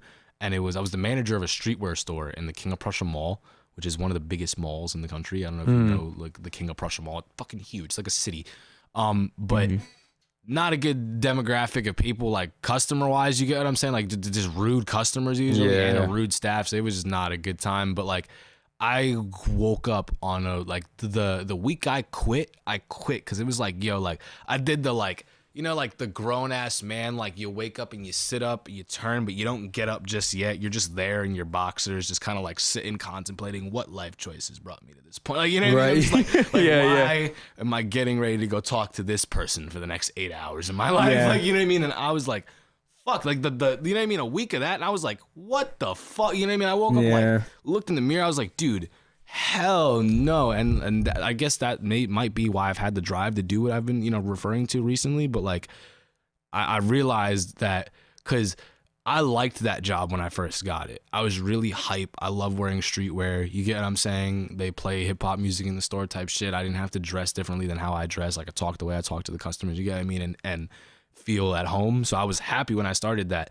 And that developed over time, and I realized, yo, this is gonna be every job if it's not music. You get what I mean? Like, I'm gonna find a reason to hate this shit. Yeah. Because I'm not recording right now. You get what I'm saying? Right. And yeah, like that. Yeah. That's That the always- exact same thing that happened to me every single job I me had. too. And you know what? Like, it makes me worry for the job I have now. Right, yo, like, dude, that's Yeah, what I've been so weird with the new jobs because I'm like, I don't even want to, I don't want to sit down with y'all. Like, bro, like, the more I don't sit down with y'all, the freakier it gets because I got rent coming up. You know what I mean? Yeah. But like at the same time, like, I might not have to worry about rent. You know what I mean? Like, yeah. Exactly. That's the thing that always happened with me was like I was always like started a job and was like, oh, this is pretty cool. I like hanging out with these people all day. Like this is all right. Yeah. I'm making money. Like I'm financially safe. Cool. But then it gets to a point where it's like so repetitive and it's like, man, I want to be doing something else. You know? I get you. I hear And you. for the longest time, I had no idea what that was. So it was just like really depressing, kind of. And then I finally started to figure out what it was. And I was like, oh, okay. Now I can go to this job and like be Gotcha. okay mentally because I know that it's a means to an end. Yeah. I feel you. No, yeah. I think I went through that in college because, like I said, when I went to college, it was like I was really academically decent. You know what I mean? So I went on a scholarship and it was double major finance economics. I want to be a stockbroker. I asked to go to music school and my family said no. So like, you know what I mean? Like I was told you got to be like lawyer, doctor, you know what I mean? Like type shit. You know what I mean? So I was like, I guess I'll do this because I figured a stockbroker is going to be rich. You know what I mean? Right. So if I could afford to buy any instrument that I want, you know what I mean? At least I'll be happy when I'm off the clock. You get what I'm saying? Like that's how I was looking at it. And the more deep into learning what I was learning out there and just like falling again, like I said, into the tracks of just being another mouse in the wheel, I got dark. Like headspace wise, like it got really dark, really fast. especially the way they set up those freshman dorms for college. You're in a fucking concrete box. Yeah. Skinny ass. It feels Closet. like prison. You know what I Yeah, mean? Like, exactly. It feels like Closet. prison. Like it's frustrating. And once I hit that, where it was like, I don't know exactly what the fuck I want to do, but I know it's not this. And we're in that age where everybody's looking at you going, what the fuck are you going to do? So that is just an immense amount of pressure to put on anybody. And I'm so grateful that Jamie sat me down and made me make a song, because it was just this, like, again, like I baffled. That's something that I honestly toss around in my head a lot. The concept that I idolized so many music heads in my life and never thought as a child that I wanted to be one. Like, that was, I never, like, you know, like kids grow up, they always want to be a doctor, you know what I mean? They're like being a play doctor as a kid. Like, I was never like trying to be a rock star. Right. But I idolized rock stars. You get what I'm saying? Like, oh my God, Jimi Hendrix. Like, you get what I'm saying? Like, it was just like this person. Like, I would look at videos, like there's videos that my mom has of me, like when, like as a little kid, like watching Michael Jackson, like the most famous video of him doing the moonwalk live and just like copying the choreography to the T, like little shit like that. But I never went, no, let me go make a song, until he sat me down and made me do that. You know what I mean? I think it was just I thought they were so out of my reach, like subconsciously, like they were so cool to me that I didn't even have the thought that you could do that. You get what I mean? Like, Yeah. It took somebody showing to me like, yo, you can do this to some extent to make me want to go after it. Yeah. Yeah, the same exact thing happened to me. I was like, I went through a lot of different phases of what I thought I wanted to do, but I was like interested, or like at least had an affinity for music, or liked music as a kid and stuff. But I always thought I was like, oh, that's just a celebrity. Like, that's just like, I didn't really put two and two together that of exactly how they got there. And then like I started playing bass a little bit, like in the beginning of high school and stuff. But like when my buddy called me over to like, was like, hey, do you want to play bass in this band and like learn some songs? Then we sat down and we like wrote some shit. And then like I went to like a songwriting recording like classes in high school and whatnot. And then but like once me and just my dudes were in a room and like I saw like the boxes by the computer and like the the interface and shit, and it was like, all right, that's recorded now. And then like a week later it was like, oh yeah, it's on Spotify. I was like, what? And then we go play a live show and shit, and then it's like, oh wow, like you can do that. That's pretty cool. It's so obtainable, which again I credit to the way we're growing up. People hate the way the world is right now. I hate it too, but I love it at the same time. Yeah, you know what I mean? 'Cause it's a good our time parents to couldn't do that. You get what I mean? Like they literally couldn't. And even if they could, they probably didn't have the money too. You know what I mean? Like, because that was, even if you had the access to it, that was the other, the next hurdle to get past was how much it costs, you know? Exactly. And then like what you said before about pressure is really true too. Cause like one thing that I've always been told, not just by like my parents, but like other people, like, cause I stress out about shit like a lot. Like I don't calm the fuck down. And like people are always like, yo, you realize how young you are. Like you're insanely young, you have time and stuff. But then now when you're in like the music industry, and like when it comes to like, I think you mentioned it before, like how old someone is when they get like mainstream and shit. But like with the modern game now, they look at a 25-year-old and go, yo, you're old. Exactly. Like, what? And it's like, oh yeah, no, I'm trying to be a musician. And they're like, yo, clock's ticking, dude, get going. It's like oh fuck. Do you know who JID is? He's signed to Dreamville. Jid. Yeah. He's 27. I think he's 28 now, probably. When I peeped this, because I learned that fact very early after discovering who JID was, and because I'll Google them off rip, and I learn all those basic facts about them type shit. Right. So I saw his first ever like big interview. He was on Funk Flex, and they asked, he was like, "How old are you?" And he literally was like, it's out there. Cause of that, you get what I'm saying? That like I'm 27. I'd be like, you damn near fucking 30, but he looked like he could have been just coming out of college type shit in the face. You know what I mean? Like tied it up, skinny kid. You know what I mean? Type shit. You could pass off as. Prior to knowing that voice, you know what I mean? Like what he sounded like, I thought this kid was my age. You get what I'm saying? And I don't respect him I don't, but I could definitely see the average person being like, who is this old fart? You know what I mean? Right. And let alone you was just bumping to my shit. You get what I mean? You was literally just liking this. You know what I mean? Yeah. And now you've learned one fact that again has nothing sonically to do with what I just put in front of you, and it completely changes your opinion on it. Yeah, it's difficult. I remember the first time I saw. Oh God, no, what did you say? If yours is quick. Oh, okay, I was gonna say I remember the first time I saw Brockhampton live, and like I love them, and when I first like discovered them, I was like bumping their shit like all the time and stuff. And I like in the back of my head, I like knew like how old they were, kinda. Yeah. But then like I saw them live, I saw the crowd, I saw their performance. I was like, those dudes are literally my age, like Yeah, dead bro. ass. Like that's Yeah. it was like nuts. It freaked me out. Wild. So I want to argue that statement a little bit, the being on a clock thing. And I also wanted to talk a little bit about, you guys both talked about like musically like inspiration, like being like, oh, I could do this, I could be this person. Like Joe Rogan for me was like a big thing like that. Him, like Duncan Trussell, Bert Kreischer, all those guys. And so like I feel like with Joe, and like also you know Gary V. Yeah, Gary V. All those kind of guys.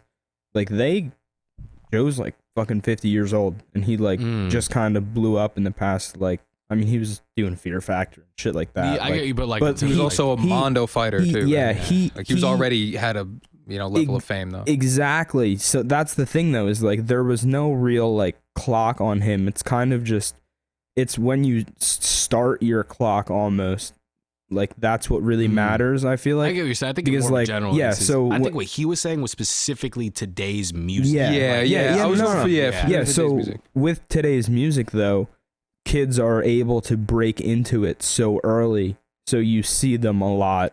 Like being inspired by stuff, and then starting earlier than like in the past. Making beats since 12, you can be really good at 18. Exactly. You know, I just got, like I said, because it used to cost mad money to get a mixer. You know what I mean? So I used to be 19, working this job for the past 2 years, saving every summer until I could finally buy this thing before I could make a song. You get what I'm saying? Like now you get an iPad for Christmas, and you have the capacity to win a Grammy, like literally, no more than that. Like, exactly, yeah. Y'all know who Nandy Bushell is? No, Nandy Bushell is this little girl. She is like, she's gotta be like 12 or 13. Stellar drummer, like blew up. She did like a cover of Queens of the Stone Age. She did like oh my god.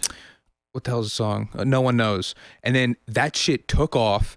She's now incredibly popular. Like fucking Lenny Kravitz and some people like gave her a signature ass like. I know I get what you're saying. Like drummer. Package, like she got the package. That's like the dude that rollerbladed to the Stevie Nicks song, and now he was like drinking like Ocean Springs cranberry juice. Dude. And now he has like an Ocean Springs decaled pickup truck that the Ocean Springs. I did not even know that. Because it popped off on TikTok, and he was like, "Oh, you took a sip dog of our face cranberry juice." Like, dog face. He was longboarding. No, longboarding. Yeah. Didn't even know that. Yeah. But now freaking Nanny, but she did a drum battle with Dave Grohl and won. And it's like she's like, how are you this small ripping it on the kit this bad? Like that's incredible. That's mad funny. It's an incredible time for up and coming artists for sure. Yeah. It's like again unprecedented. I think that is. It contributes to everything we've been talking about, even the sonics of like where do you get the inspiration of mixing this and that, because bro, like when you give a little ass kid something, like I said, like they don't have that barrier of what other people think. You get what I'm saying? So you can really hone in on something that sounds cool to them off of child innocence, and now you foster that for 7 years and see what that looks like with some maturity behind it, and then proper drive. Like you're talking about different types of human beings. Like I remember, I think Joe Rogan, he talked about it on a podcast of his, like I think it was with Kanye, and he mentioned the concept of like a popular Instagram girl, and like that this person has never existed before, like a woman that has 50,000 people that just stare at her ass. You get what I mean? Like she's popular on Instagram for bikini pics. You can look at the algorithms. It's very evident that those get the most photos. And you see over time that the feed gradually just becomes those because she can tell. You know what I mean? Right. Like, but that person has never existed before in the world. Like there's never been a controlled, like that would have been a controlled experiment. You get what I mean? Like putting one person in front of 80,000 people that they do not know personally, that don't know them personally, for one thing, be it a physical characteristic, a gimmicky talent. Like these kinds of people that pop off in the mainstream, they have not the caliber of what that human's mind is in today's society has never lived before. And that sounds like super meta, like obviously, like what I mean? People that exist today wouldn't have existed, but like when you really sit down and think about that, like that couldn't happen 50 years ago. You know what I mean? Like at all, like that, just to live like that with that experience. like freaks me out, bro. Like, it is freaky. Have you ever? I don't know if you watch like a lot of movies, but you ever see the movie Ingrid Goes West? No, but it sounds wild. Anytime there's like the 3 words that have nothing to do with each other, like, you know what I mean? Like, when you tied together those 3 things, this is gonna be crazy. No, it's a wild movie, but it's about like it's not like crazy like fictitious. I mean, it is fiction, but it's a movie about like social media today. I'll just say that, and it's actually Black Mirror type like mindfucky. No, shit, not like that. It's grounded and shit. It's got Aubrey Plaza in it, and it's got like Ice Cube's son is in it. Are you a movie head? Yeah. Can I ask you a question? If you did see this movie, did you see Parasite? No. I've been putting that movie off for no good reason. I have to watch it. Okay, I know. I'm not gonna lie to you. I get it was a foreign movie, so this might have a lot to do with why I'm a little bit still lost. But like, I'm not upset at the movie at all. I think I got the concept of what the movie was trying to do. I'm confused what ground it broke. Like, you get what I mean? Like it was it was fucking Parasite. You know what I mean? Like, yeah. what, people bugging out over it. I fucking like watched it and I was like, it ended and I was like, what? Like, I wasn't mad, but like I was like, well, what was this supposed to be? And like I didn't know if it was more just like the fact that like maybe like because I know that like a lot of Asian countries deal with a lot of censorship, so maybe the caliber of expression that was put out of a domestic how do I say this, like a domestic team from that side of things might have been the claim to you know what I mean, that we put out something so free spoken and outward bound that might have been, you know what I mean. I don't know if that was what it was, but that was what I was gonna ask you about. I was not sure. I've never heard of it or seen it. It won like the freaking Oscars last year. It was like an Asian based film. You had to read it with subtitles, and like I guess like the trailer that like wouldn't spoil anything for you. You've probably seen the scenes of it. Was like Parasite wasn't literally like a bug in you, but like it was like the nanny was part of like a company type shit, and they were gradually trying to get like more people in the household to do more shit for the family. You get what I mean? And that is so it was a little just like sci-fi like type vibe, not like in terms of like the visuals, but just like the concept of like just different weird like kind of again mindfucky. And I feel like I understood what that was in the plot of it, but it didn't blow my mind. Right. Like it wasn't like some crazy shit to me, but yeah. It won Best Screenplay in the Oscars last year. So I was pissed. I wanted The Lighthouse to win, but Lighthouse didn't even get fucking nominated. I wrote I was gonna bug out on that 10-page research paper my freshman year of college, my only year at that college, about why Chicken Little deserved to win every single Oscar that you could win the year that it came out. That is so amazing. I love that. I'm not gonna lie to you, I got cornered in doing that entirely because I just spoke up way too high in class when the assignment was being given, and like cornered myself into a box with my professor, and then kind of just had to deliver. So you just like will stand up like I'll do this, and then everyone was like only 8 a.m. right? Like I will applaud FDU, Fairleigh Dickinson University, for the way they usually set up their scheduling, because in my experience as a freshman there wasn't a lot of people that had any obligations before 11 or after 3 at that school. You get what I mean? So in terms of like a really, for me at least, an optimal window to just get all my shit done in a day, great. But usually you got stuck with either one night class or one, like the way they were able to get that all looking good was you had to bite the bullet once a week. You get what I mean? One way. And for me that semester it was a fucking 8 a.m. English class that I had, and I hated that shit, bro. Like, but it was weird. It was you know, you're a freshman in college, they're like trying to teach you how to be a college student still type shit. So it was like the English class was like on how to do research papers. Right. And content wise, they were using films and popular like pop culture films to watch and then go write the research paper based on these films. You know what I'm saying? Yeah. And yeah, so our final assignment was just to write a research paper on anything as long as it had to do with film. You know what I mean? Like anything, literally anything. And this bitch calls on me and I'm high as a bitch and I just didn't really know what the fuck to say. She's like, any ideas? And I'm like, anything? And she's like, anything. I'm like, as long as it has to do with movies. And I don't know why it came out of my mouth. I'm like, so if I wanted to write Chicken Little. Yeah, I'm like, so if I wanted to write a fucking research paper on why Chicken Little should have won every single award that came out that year, like if I do it, like word. And she's like, I look forward. You know what I mean? Look forward to it. Looking forward to it. Yeah, it was a whole lot of bullshit. It's like all bro. great. It was I kind of used a very small selection of facts to support like I was taking leaps with these things, you know what I mean? Like, and like this was what I was on the whiteboard side. Yeah, it was a very interesting presentation. I got an A on it though, so I mean, yeah. Dude, that's rad. I love that shit. I argued. I think best male lead went to Jamie Foxx that year for he played Stevie Wonder in a movie. Oh, that movie was great. I know which one you're talking Do you about. know the end of Chicken Little when they make a movie about Chicken Little? Yeah. He's like the superhero. He's all big and buff. Yeah. I threw regular Chicken Little and buff superhero Chicken Little, and I was really in front of the class arguing like all Jamie Foxx had to do was close his eyes and pretend to be blind. Have you seen this body transformation? Like, look at this shit. You're telling me this is the best. Like, I was like straight face in the middle of a college like seminar. Like yeah, bro. That like, is so funny. It's like all they had to do is just draw a buff chicken. Yeah, like literally. But like that takes longer than Jamie Foxx to close his eyes. Like, have you seen this body transformation, bro? Like, no, I was arguing that like Chicken Little, like the character, as though like, he got was the buff? male actor. Yeah, like type shit. For Like the he was movie. down in whey protein powder and hitting the gym and exactly. shit. Like Oh, Ben so- Affleck for Batman. Like fucking That is so fucking funny. bro. Stupid, bro. It's great. You could tell that college wasn't for me, bro. I was just like I didn't belong there.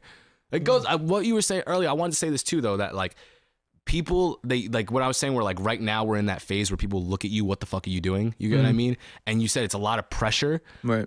I've had such a different change on my mentality. I feel like, yo, like until you're 30, don't give a fuck, bro. You know what I Yeah. mean? Like nobody's really like, it might feel like the world is looking at you wondering what the fuck you're gonna do, but until you are 30 years old, bro, nobody's really going, this guy hasn't done shit with himself. You get what I'm saying? Yeah. Like, cause like you said, they're giving you that, yo, you're so young. Why are you feel me? And I feel like they tell you all the time that it's never too late to go to school. You know, college is, you know, you could be 65 years old and go get a degree if you want to. You know what I mean?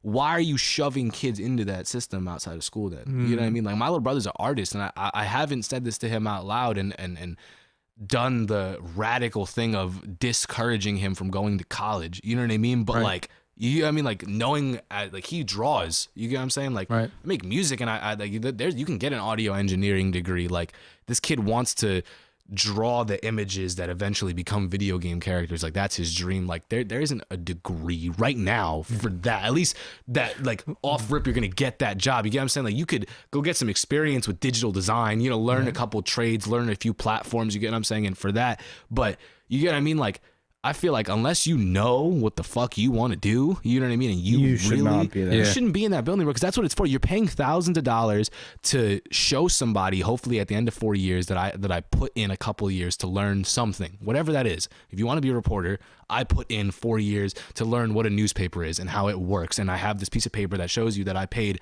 $200,000 to that company to actually really show me what the fuck a newspaper is, and I understand that now, and I would love to work for you and make this newspaper with you. You get what I'm saying? Like, so if you don't know what kind of fucking job, you know what I mean? Like, why are you in the, you know, you get that, that's where, and I can't have the heart to tell him that, but I've got half a mind to, you know what I mean? Because I don't want him to go off on a liberal, now you're 50K in debt, you know what I mean? And even if you did get an opportunity to do what you want to do, you're just dealing with bullshit, you know? Like, It's wild. You can go to college and get like a design degree and then specialize in character design. They teach and shit like that.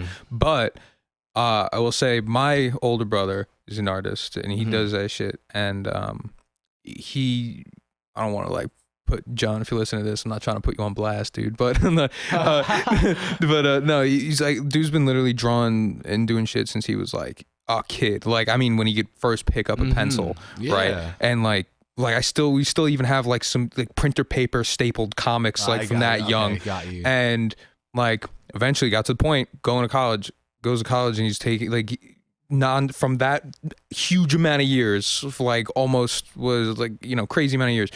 He goes to college and they're sitting there and they're like trying to teach art, and like, which is, you can do that. There's because like there's a craft, study art, right? And there's a craft. Teaching how to be an artist is weird. That's my thing. Right. Yeah. There's like a craft to it, and it's like, all right, these are like ways you can do what you're trying to do better. Kind of. College showed me how to use Ableton.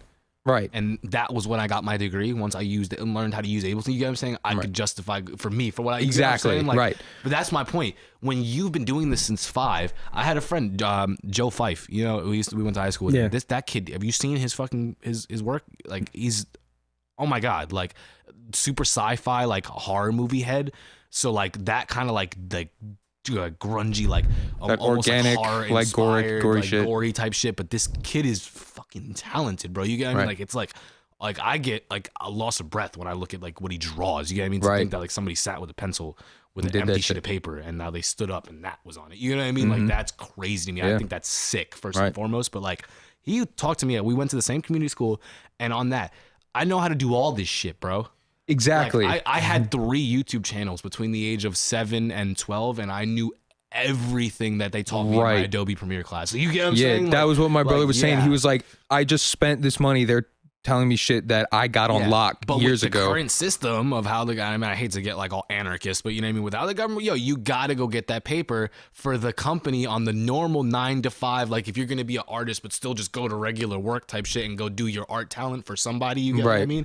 And just turn that into your like, you know what I mean? A more like regular version of what we describe as being able to pay our bills with our passion. You get what I'm saying? Right. You need that paper. So I like really I gotta go pay you. Like, it's so insane to me. Oh my god, You love hitting the mic. this like the flicked microphone. Like the amount of times each one of us have done that shit Get a over the course of ding. this discussion. But like, bro, it's facts. Like it's sad. It is like you know what I mean because they don't give kids the opportunity to really be themselves. You know what I mean and foster their own passions and do what makes them happy. It's do what's gonna make ends meet. And I feel like kids are learning that fact younger and younger every single year. You know what I mean? Every generation that comes by, the kids know what's up faster. Like that was something, I don't know, I dealt with that with my parents. You know what I mean? Where like I felt like I was getting treated like a little kid much, much longer than I should have. Like I was like, yeah, like I know that like you have cancer, you know that, right? Like, you know what I mean? Like those kinds of things. Like you go through like certain shit as a child. Like everybody has horrible shit, you know what I mean? Like I'm not trying to get morbid, but you know what I mean? Like stuff like that. Like I know that like, you know, if dad gets pulled over, shit's real right now. You get what I'm saying? Just off of how dad looks. I'm aware of that. You know what I mean? Like that cause you get what I mean? Like that kind of shit. And I feel like you're like 12 nowadays with that knowledge. You feel me? Like that, like they were not 12 with that. You know what I mean? People like, my mom told me all the time, it's a different world. You can't let a kid walk around on the street the way we used to when we were kids. You get what I mean? That kid's going to get nabbed up. You feel me? Like that kind of mentality. It's just like, shit's fucked up out here. You know what I mean? You can watch that shit on YouTube. So like, you know what I mean? It doesn't take a lot to fool Gmail into believing that you're 13 or with a parent's consent. You know what I mean? It's like, you feel me? Like, yeah, exactly. Oh yeah, I had a YouTube account before I should have. Exactly. You feel me? Like, I didn't, facts. I remember like how stupid I felt as a child when I realized like when you get over that first barrier of like, oh shit, I need an email, and like mom wouldn't give me the email, and like there was a 3 period of time where I thought that was it. Like I couldn't like make my own email. Like you know what I mean? Like, I was like, fuck, I need this email. Like, you know what I mean? Like, what am I gonna do? Like, you know, and then I realized like sign up. Like, you know what I mean? Like, oh shit. Like, oh wait, like, you feel me? Like, I literally just have to Crack tell the code, bro. like I just have to tell a little lie and I'm exactly. good. Like you're just like. Like, you know, like, yeah, exactly. 1995 and we are in 999. It's like no, you're like 7 6 Is that good? bingo. I'm we're good. 23. Like oh that's Lord, great. bro. So I'm sure we could go on forever. We are pretty fucking deep. One thing that I wanted to talk about real quick that we don't really talk about much is the people who support us, really. Our fans and stuff. I just wanted to say Pride and joy, bro. a quick shout out to everyone bro. who's letting us do Facts. what we're If you doing listen and to paying these attention people- to this. Yeah, if you listen to my songs, if you listen to my friends' songs, like I see it all the time in my Twitter feed that like it costs $0 to support your local artist, those kinds of things. You know what I mean? Like I think I picture reposted of a that the other painting, day. like just it's free to retweet this type shit. You know what I mean? Right. Like it doesn't take a lot to Make someone's put day. your foot behind somebody that you went to school with type shit. You know what I mean? But you know it does at the same time. You know what I mean? It's a lot of mental space to occupy with. Like I said, when it's not shoved in your face that I've already reached success and I'm already popping and, you know what I mean, doing my thing. I'm already known for the interviews I've had in the past. You get what I'm saying? Like type deal. A lot of times it's once you reach that you can go to the high school reunion and receive respect. And for the few people that are willing to get on your bandwagon before, you know what I mean? There's so much more special. You know what I mean? Like it's like I will forever look at the fans that I have right now and the the usernames on SoundCloud that I see commenting repeatedly. You know what I mean? Like that guy commented on my last song and he's commenting on this one. And like, I remember like my hate comments are like my favorite comments. It's like, bro, you didn't like this? Like, you feel me? It's the point where like, you said that shit. Like, you didn't, like I hold that much weight to your phone. You know what I mean? That you were like, bro, this wasn't it. Like, I fucked with the last one, bro, but this shit was ass. You know what I mean? Like, right. Thank you, bro. I'm gonna try to. I got another one like that. You know what I'm saying? Like, I never thought I'd be having these kinds of discussions with people about something that means so much to me. I dealt with a lot of that in school growing up. You know, when you come from New York, you're a short, chubby kid with a weird accent in suburban school. I don't blame kids for what they focus on. You know what I mean? Looking back on it, but I was weird growing up. You feel me? I didn't always have like a feeling of community behind like people supporting what I did for fun. You get what I mean? Like it took a while before I was never really good at skateboarding. You get what I mean? So I wasn't with the skater crowd, but like I wore Vans, so they knew me. Like, you get what I'm saying? Like, I wasn't the best at hitting guitar licks, so I couldn't jam out with these people, but like I had, a signature series Kurt Cobain lefty Jaguar guitar that I got for a graduation gift, so like they knew my name because they were like, oh yeah, that guy. You feel me? Like, I sold one of those the other day. Yeah, bro. This was like a month ago. You sold one of those? Yeah, like a month ago. You fucking bastard. Not a lefty one. Side note, fuck you, any and all instrument companies that make lefty instruments cost more than righty instruments. Ooh. Yeah, fuck that. Fuck that. Who let us in on? We had a guest on who was talking about there's a company in Texas that makes every single instrument that only lefties. It's Sean was talking about it. It's like reverse racism, but for instruments, bro. Like, I'm with it. I support. Like, there needs to be combat in this war. If it's not, it can't be a holdover anymore. I'm trying to remember. It was definitely Sean. Yeah, it was definitely Sean. He's a lefty. What? I'm trying to remember the name of the fucking. I'll ask him and put it in the description for any of you other lefties. One of my first guitars was an Epiphone SG, and it was $900. I saw like 2 weeks later in Guitar Center the righty version of that same guitar for $500. Yeah. You know it's like you didn't have to do anything different to make this guitar, other than literally taking the mold and going.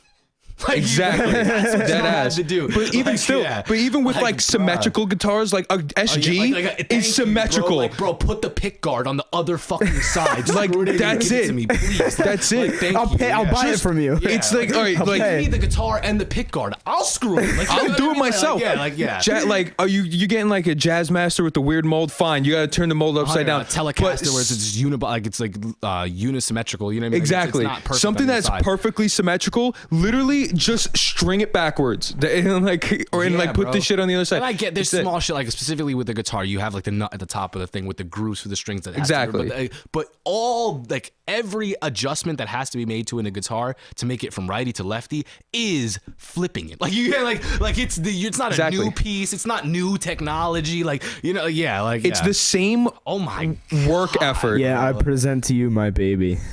Nice. Little Squire. Dude, I was gonna ask you if you wanted to jam for us, but you're a fucking lefty. Yeah, Jack is, bro. I'm a lefty, bro. Jack is currently showing off his that's a thin line. That's not a deluxe, right? No, it's a thin line. It's a Squire thin line telly with an F cut in it. Yeah. Looking mad nice. Yeah, it's so hard to play upside down. Yeah, I'm like trying to. I would not even expect you to. I got this one upside down because I've had to play so many righty guitars in my life because I'm a lefty. But oh yeah. It's I mean, you got it. It's upside down. It's upside down. Like, that's impressive. Like, those chords specifically, I don't have to change how my fingers are set up for the open chords. I just have to like the D is usually on the bottom 3 strings. I just have to put it on the top, but the shape I can make it exactly the same and it plays the strings right. You get what I mean? Like, I don't have to like with a C chord. Like, I would play a C like this. You know what I mean? To play a C chord properly right now, I'd have to literally like invert my hand. It's a completely different ball game versus like barring the second fret on the like, you know what I mean? Like, yeah. You know what you should look into if you like if you have like a righty guitar at any point you want to play like a righty guitar, look into open tunings. Like I have some written down in my book, but they're like, bro, it's like certain ones that like I could just finesse with like the dude, open tunings are cheat codes for guitars. Holy shit, this man's gonna put me on. No, but yeah, welcome to the world of Wub. The fans that are listening right now, we appreciate y'all. All of them. We wouldn't be here be here without them. 100%. Yep. Gives the drive. It gives me knowing that it's reaching somebody now is what gives me the drive to keep doing it. You know what I mean? So 100%, wouldn't be here without it. Dude, I feel like people don't realize how much the little things mean to people. Like when I like open my phone and someone's like random person that I don't know even is like, I fuck with the podcast. I'm like, Yeah, I'm like, bro. you do? Yeah. I'm like, really? Aw. All the emo fans listening are gonna lose their shit right now. They probably recognize these tunings. So we got like DAD F sharp AE and like DAE A C sharp E and FACGCE. Like those. If you want to take a picture of those. FAGCE, I've heard. I learned. I'm gonna sound so shallow right now because I know for some reason this band gets that rap. I had to learn a Coldplay song once, and it was in that tuning. And yeah, definitely different vibe. I think "We Never Change" off the same album that Yellow is on. Sparks, ones like darker, more open chords, and it was weird how the strings interacted off of each other. The same like chord patterns. You know what I mean? Like different tones entirely. Not only try that one, but try like the other two. So if you can take a picture of that if you want, but like try writing with those as like, and it's you weird, definitely wild. Different. And I always loved like, especially when I was growing up, listening to more like live instrumentation music, and I would Google how to play X, Y, Z on the guitar. You get what I'm saying? Yeah. And you find the artist talking about that, and they're like, well, it's in drop D, like it's a different tuning, like you know what I mean? Like that was always so cool to me to know, because like especially just coming from like standard, to know that like, damn, bro, you like did some shit up here before you even started playing. You get what I'm saying? Like, well, off rip, we're different. You get what I mean? Like, dope. So one of the final things that I wanted to talk about was you mentioned like going back to the high school reunion and the people who were like fucking with your shit in the beginning, right? Like, I feel like something I've realized recently is like you really realize who your friends are when it stops being like convenient for them to like do things for you. That was why I didn't like high school as a model, because it's like like you said, it's not even that you can blame them for being fake in that sense, but it's like we were forced to be in the same building for 8 hours a day, 5 days a week. You get what I'm saying? Like you're gonna find common ground where you can with people, but the second you don't gotta see that person every day, do you want to really truly, like, you know what I mean? Do you want to? Yeah, I had a lot of people like that. You know what I mean? Like that's not like, and that's why I feel like it might surprise people to hear that coming out of my mouth. Like you said, like when you asked, like, have you shed that like character of Sebastian? And like, I don't feel like I misfire. I'm like the high E on a crisp Monday afternoon, but like, what's it called? Like, I feel like making music has like let me become myself truly. You know what I mean? Gotcha. And I feel like it's sink more into that. Yeah. Okay. And it's so different from the kind of person that people, if you asked one of my friends in high school to describe me to somebody, and then you showed a picture of what I look like right now, like, you get what I'm saying? Like, just the fact that I have tattoos, like, you know what I mean, is alone like something that was like if I walked in high school with a tattoo, you get what I'm saying? Like, everyone would be like, Sebastian did that? You know what I mean? Like, what? Like, you get what I'm saying? Like, yeah, it's like weird. So I don't subscribe to how it forces people down your throat, and it makes the interactions not genuine, and you can't really have good friends. You can, but it takes. That's why you always walk out with one or two. You get what I'm saying? You can't walk out with the whole class, because it's like it's impossible to like that many people. You feel me? Like, you can't even walk out with sound. Can't even walk out with the whole friend group, really. Literally, because then once everybody has to go pick up and do what they want to do, now we have a new reason to be at odds with each other. You get what I'm saying? Like, it's like.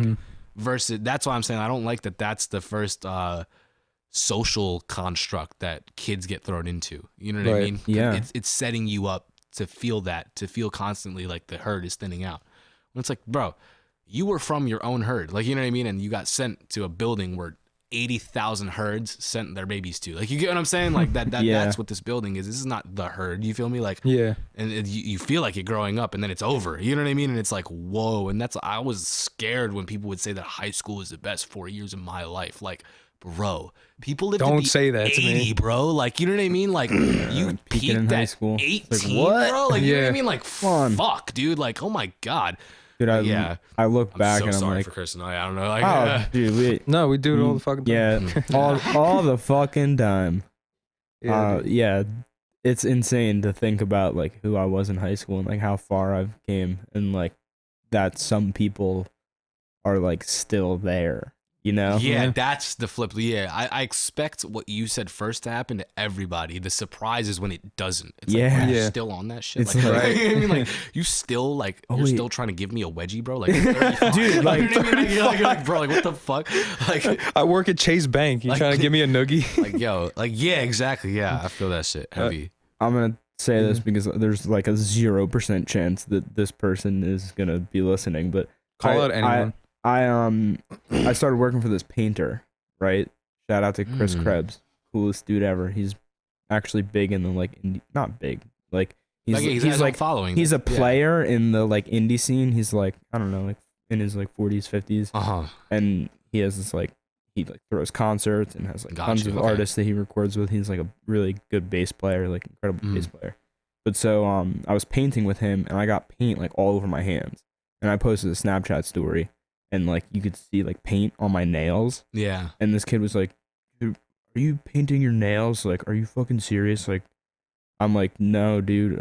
First of all, I work for a painter, and like, I wasn't painting my And nails." even if I was, but like, why I are you might, talking shit? Yeah, Like, exactly. I was like, I might now paint my nails just to be Just to like, piss "Fuck off, you." bro. That's, I feel that heavy, bro. I won't name names, but I remember in middle school, we're gonna call the dude we went to school with a Tommy, and I'm not talking about that Tommy. I don't know why Tommy came to, like, we're gonna call the guy Tommy, but Tommy, if you're listening, we get you, bro. We get start name dropping after we're done. Little Timmy, we'll call him Little Timmy, and we'll call the girl Little Tina. And Little Timmy I was 6th grade, and Little Timmy was rapping a Drake song to himself. And I heard it from across the room. And mind you, I'm from this. Remember, I was talking about how I feel like the social settings of Philly are different from New York. Yeah. The difference is community to me. Like in New York, it's crazy out there. You know what I mean? Fucked up. I just told you, fucked up shit happens out there. But the response to that is huddle together. We're gonna get through this. You get what I'm saying? Like in terms of on the neighborhood block, like people stick together out in New York. You get what I'm saying? For real. In Boston, you see that kind of shit. You feel me? Like where it's like, yeah. I don't know why it's very much more like crabs in a barrel in Philly type shit to compare type deal, where like people are faster to divide to deal with the fact that shit's crazy rather than bring it together. But like my point in this is that from New York, if I see you down the street singing a song and that song is my shit, you get what I mean? From across the street, we gonna be, hey, you feel me? Like, and that's like, I probably just made a friend right there. You get what I mean? Like, so I hear Lil Timmy rapping his Drake song that I fuck with. I forget what the fucking song is. That's just something they know. They know. So I heard that. I turn, I'm like, they know. Hey, tell me why Lil Tina go, Lil Timmy was doing that first. It's like Matt clapped at me, bro. Like, this dude was over here, Shawty was over here type shit. I'm like, what the fuck? You feel me? Like, and Lil Timmy's like, yeah. I was like, bro, all right, I'm shutting up. That was in 6th grade. That was me. Like, all right, I'm gonna shut up. I'm gonna just, you know what I mean? Like, I'm gonna do me in the cut because like y'all are different out here. You feel me? Like, yeah. That reminds me of like, not a specific one, but like a Dave Chappelle like bit kind of. Like stand up, I have so many creative outlets I want to get into. Yeah, like, I me only too. do music right now. I want to make clothes. I want, you know what I mean? Like I want to do stand up is another thing. I always told myself if I fail at music, stand up to the next one. Like, you know what I mean? Like, I don't know why. Like, I feel like I could excel. You're a funny My dude. thing- You got a good yeah, presence. I appreciate you, bro. No, my thing is like, you should think like once you succeed in music, it's time to go to stand up and like conquer that. Yeah, exactly. That's what I'm saying. That's what, because I've seen so many people do it, specifically with the fashion. You know what I mean? Like Kanye, A$AP Rocky, Rihanna. You know what I mean? Odd like Future. Odd Future specifically. Tyler, you man. know what I mean? You look. Drake has his own line of Jordans. You know what I'm saying? Like that is a common. Music to clothes is a common. I can get my foot in this door. You know what I mean? Because of the circles that exist around each demographic. You know what I mean? They intertwine sometimes. It's also like if I start my own company, like I don't have to pay another company to make my merch. Like it's just like you're just kind of like solely collecting profit, pretty much. That's what I'm saying. I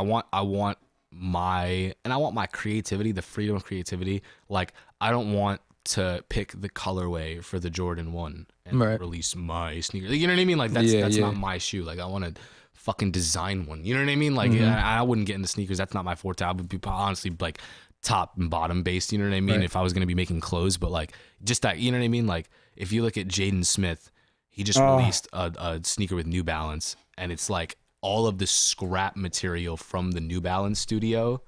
Do you have the shoe? Oh, okay. I thought I'm fucking balling out the fact he just put a thin line telly on the floor.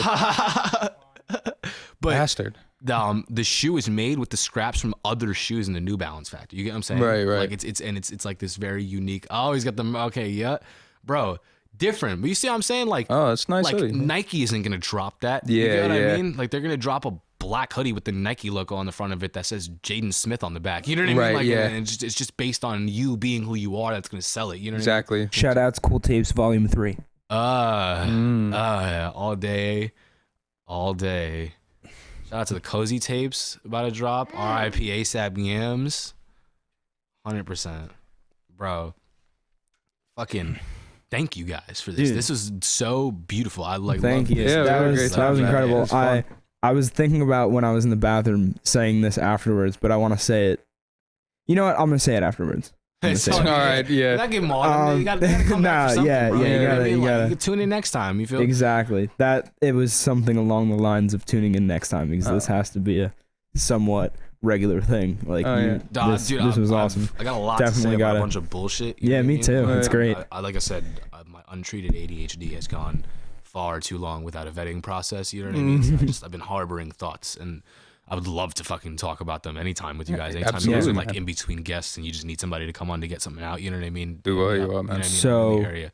I had two more things I wanted to just ask. They're Yeah, quick no, ones. dude, I'm but here. but I'm if like, we no if we time should constraint, cut it and just have them No, wait for next no, time. we're good. No, then they were like super short things, but like just from your vernacular and the way you've been talking about music is A, incredible, but B, are you like classically trained? You know about music theory and stuff. I hear you're talking that about was like the rhythm and beauty of it. So guitar was the first instrument I ever picked up. From that, I think it went guitar, drums, bass, and then into like ukulele, like other stringed guitar-esque instruments. You know what I mean? That were just kind of like similar. But I learned guitar alone.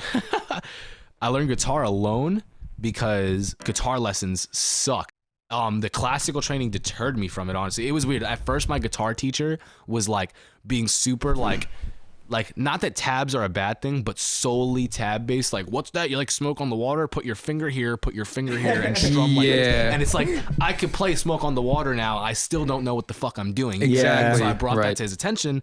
And then he had no in between. It was like, oh, you want to learn. And it was immediate, like to the textbook, like bang, bang, bang, bang, bang, bang. And that bored me to fucking death. Right. So with that, I was like, I'm going to do this by myself. You know, Yeah. and I just went and learned it alone. Let me just figure it out. But percussion wise, I was in, like I said, school band. So I did from 5th grade all the way through freshman year of high school. And the only reason I didn't continue was honestly just because I was taking like honors and AP like academic classes, which ended up being full year courses that like I couldn't fit the Right. music based classes in with it. But all the way up to freshman year of high school, my classes freshman year, I took music theory officially. I got a 97 in it. They wanted me to do AP, but it was like I couldn't do AP. Like for the whole year of it, it was intense. You know what I mean? Like I Yeah. was not going to do a whole year of that. And then I was in the percussion. Like I did like a year of drumline marching band. You know what I mean? Those kinds of things. So I've always been classically trained with percussion. Like I've read sheet music for percussion. You feel me? Like That's hard, and dude. learn- yeah. And learn I how to just do started that. learning how to Yeah. read sheet music for drums and percussion shit. Shit's like weird. If someone who's like, the- I'm the coming from, X's and the space, versus Yeah. and the only interaction with melodic sheet music that I ever had was I don't know if you know what a timpani set is. Big ass like oh like, yes, tribal type yes, drums, you yeah, feel me? yeah, yeah. Those were the only ones that had notes to them. You get what I Right, mean? And they it all wasn't just different a rhythm pitch. based thing. Yeah. So that and I remember, yo, shout out. If this guy hears this to appreciate this shout out, I'd be astonished. But Mr. Seidelman, Dude. the Veterans Memorial Middle School band teacher, yo. Shouts out to fucking you, bro. Like I remember I spoke to him recently, like within the last year. I was like, yo, I'm making music. Never stop. You get what I mean? Like that was the response I got type shit. You get what I mean? Like he's just always, that guy sat with me so many times and pissed so many middle schoolers off. Again, because I was the only one. We would have the timpani part and it was melodic. And we'd leave it out for the concert type shit. But I want to do it. You know what I mean? Like, let me Right. do it type shit. All right. And he would sit with me for like Tuesday through Thursday. Band period is everybody hating me because we're running the song until the part and I'm fucking it up. And he's like, from the top. You get what I'm saying? Yeah. But over and over and over again until I fucking hit that shit. You know what I mean? And like those small, like I look at the ripple effect on everything, and I often think to myself, if I didn't have that fostering, like, no, do it again. No, do it again. No, it's cool. Do it again. You know what I mean? Right, Like, yeah. like would I be here right now? You get what I'm saying? And like, Exactly. yeah, bro. Shouts out to you, Mr. S, bro, because like, yeah, dead ass. Like each student definitely needs to be like taught music. Like if they are like, I want to do music, and they go to learn it, like they have to be taught differently, tailored to each person. Yeah. And I feel like theory, like textbook theory, you're just gonna scare the motherfuckers off. It's the most textbook version of like I always remember like people would compare Spanish to English, like growing up learning both the languages type shit. That Spanish, it was developed as a spoken language, and English was a written language. Like Spanish was developed through people literally speaking it. That's why we roll our R's and shit like that. And there's shit that you can't write down, but you have to say, because it was literally developed saying, and vice versa for English. That's why there's silent letters and shit like that, because English was developed on a piece of paper, and we developed an audible version of it. You get what I mean? Oh, yeah. I didn't know But to compare it to music theory is like the most textbook version of a sonic based love to have. You know what I mean? Exactly. Like, yeah. It's like, yeah. It's very weird. And like It's like turning it into math almost. You know what I mean? Yeah, And definitely. it's Like trying to yeah. subdivide like shit and Exactly. polyrhythms. Circle Like it's fits crazy. and all this shit. Yeah. But I remember like I took music theory in high school as well, and I really regret not going into AP theory. But that's because I think it was like the last what do you call it, like section of the bass music theory class was inversions of chords and shit. And I think, yeah. I did not Similar. get that shit. Probably, yeah. I did not get that shit at all. Inversions confused the hell out of me. And then later in life, when I went back and took it upon myself to learn music theory, I'm looking back at it, I'm like, yo, I was stupid. You just like move this shit in a different spot. Yeah, I was about to say, like, playing like, piano, I think I understand what that is. Yeah, exactly. Like, Like, looking back, I was like, bro, just put this shit in a different spot, and that's it. Even how you were getting explained it though is the thing. Just like you said, everybody learns differently. You know what I mean? Well, no, my shout out Bill Grillo, man, champ, awesome music teacher. Dude was banging, but like I just didn't. I don't know why. I just wasn't going to get it. It takes a specific breed to sit down with a bunch of 7-year-olds and try to inspire somebody. You know what I mean? Like, The last quick thing I wanted to say, because I wanted to get it out in this one. Yeah, let's do it. Paris is my favorite song by Bro, you. thank you. I Remy, love Paris. Kato, that's his real name. He produced that song, and he's gonna, if I encourage you to do some like just a little research on the comment section of my Instagram posts. Every song up until Paris dropping, you'll see Kato or Remy commenting. I call him Remy, that's my boy. You know what I mean? So, but like you'll see Remy commenting, drop Paris, like drop Paris, like just drop fucking Paris, like dude. And this was like in the background, like I have an upload schedule. You feel me? Like he knew like when Paris was coming out. Like you get what I'm saying? He just wanted you to do it earlier. Drop the fucking song. Like you get what I mean? Like yeah. So like yeah. Shout out to young Kato, Remy. You got a fan out here, bro. You feel me? Yeah, Like, that shit was banging. When it comes to the judging from the music you told me you came from, you're gonna bang with that kid heavy. I love that kid. Yeah. Like music wise, oh my god, bro. That kid like he gives me chills. The fact that he's 15, like he just 15? turned Where is he 15. from? Like How old was he when he made that beat? Month, like he was 14 when he made that shit. Holy shit. The past with the past like I think weeks even I would narrow it down to he like just turned 15. Like I'm blanking right now on his birthday exactly, but yeah, it was very recent. that's insane. Yeah. For Where's he not from? just you. Like I'm trying to link up with this kid, not to cut you up, but like I'm trying to link up with this kid, and I'll have him like, we're getting like Snapchats, and he's like, yeah, so it's gonna be a while before I could pop out to Jersey, guys, because he's like, hey mom, when I turn 16, can I go to New York to meet my friends from the internet? He's here like, who? And they're like my rapper friends, like we make rap songs together, like you know what I mean? Like it's like 'cause he's still in that phase of his life. You know what I'm saying? And he's wild. talented, Where is you he know? from? Michigan, if I'm not mistaken, Michigan, and I okay. think Keno, the other one that I said, I could just be tossing out a random fucking state right now. I want to say Arkansas though. Yeah, a lot of Midwest vibes. Weird. Incredible. I mean, Lil Skies was like that though. He was Eastern PA, like bumfuck nowhereville type shit. Like I said, you could sit in front of a computer and sit in your room. Like my parents, my little brother, he's like a huge gamer, sitting in front of the PC the whole time. My parents are always in front of that damn machine. I sat down with my dad yesterday, like not yesterday, but a couple days ago. I was like, yo, I don't think you realize that like you can sit in front of a computer for 12 hours. Like you can do that and like be doing different shit for 12 fucking hours. You get what I mean? And I know that to you that might look crazy because the computer was an Atari to you, you know what I mean? And ping pong for 12 hours, you know what I mean? Like that looks ridiculous on paper, you know what I mean? But that kid is doing a lot more than you think, sitting down 6 a.m. to 6 p.m. every day before you make him get off that shit. You know what I mean? Right. And I think you should let him keep doing this. You feel me? Because it could, like, you know what I mean? I'm sure you get the I got notion you I'm going saying. down. That's crazy. But yeah. But for Remy and you, first thing I heard when I heard Paris is like, Hottie by Brockhampton. It sounds a lot like that song. That was the first thing. I was like, that's banging. I dig that shit. So I was shocked that we went this whole that was podcast. One of few like really fun songs that I made. It wasn't like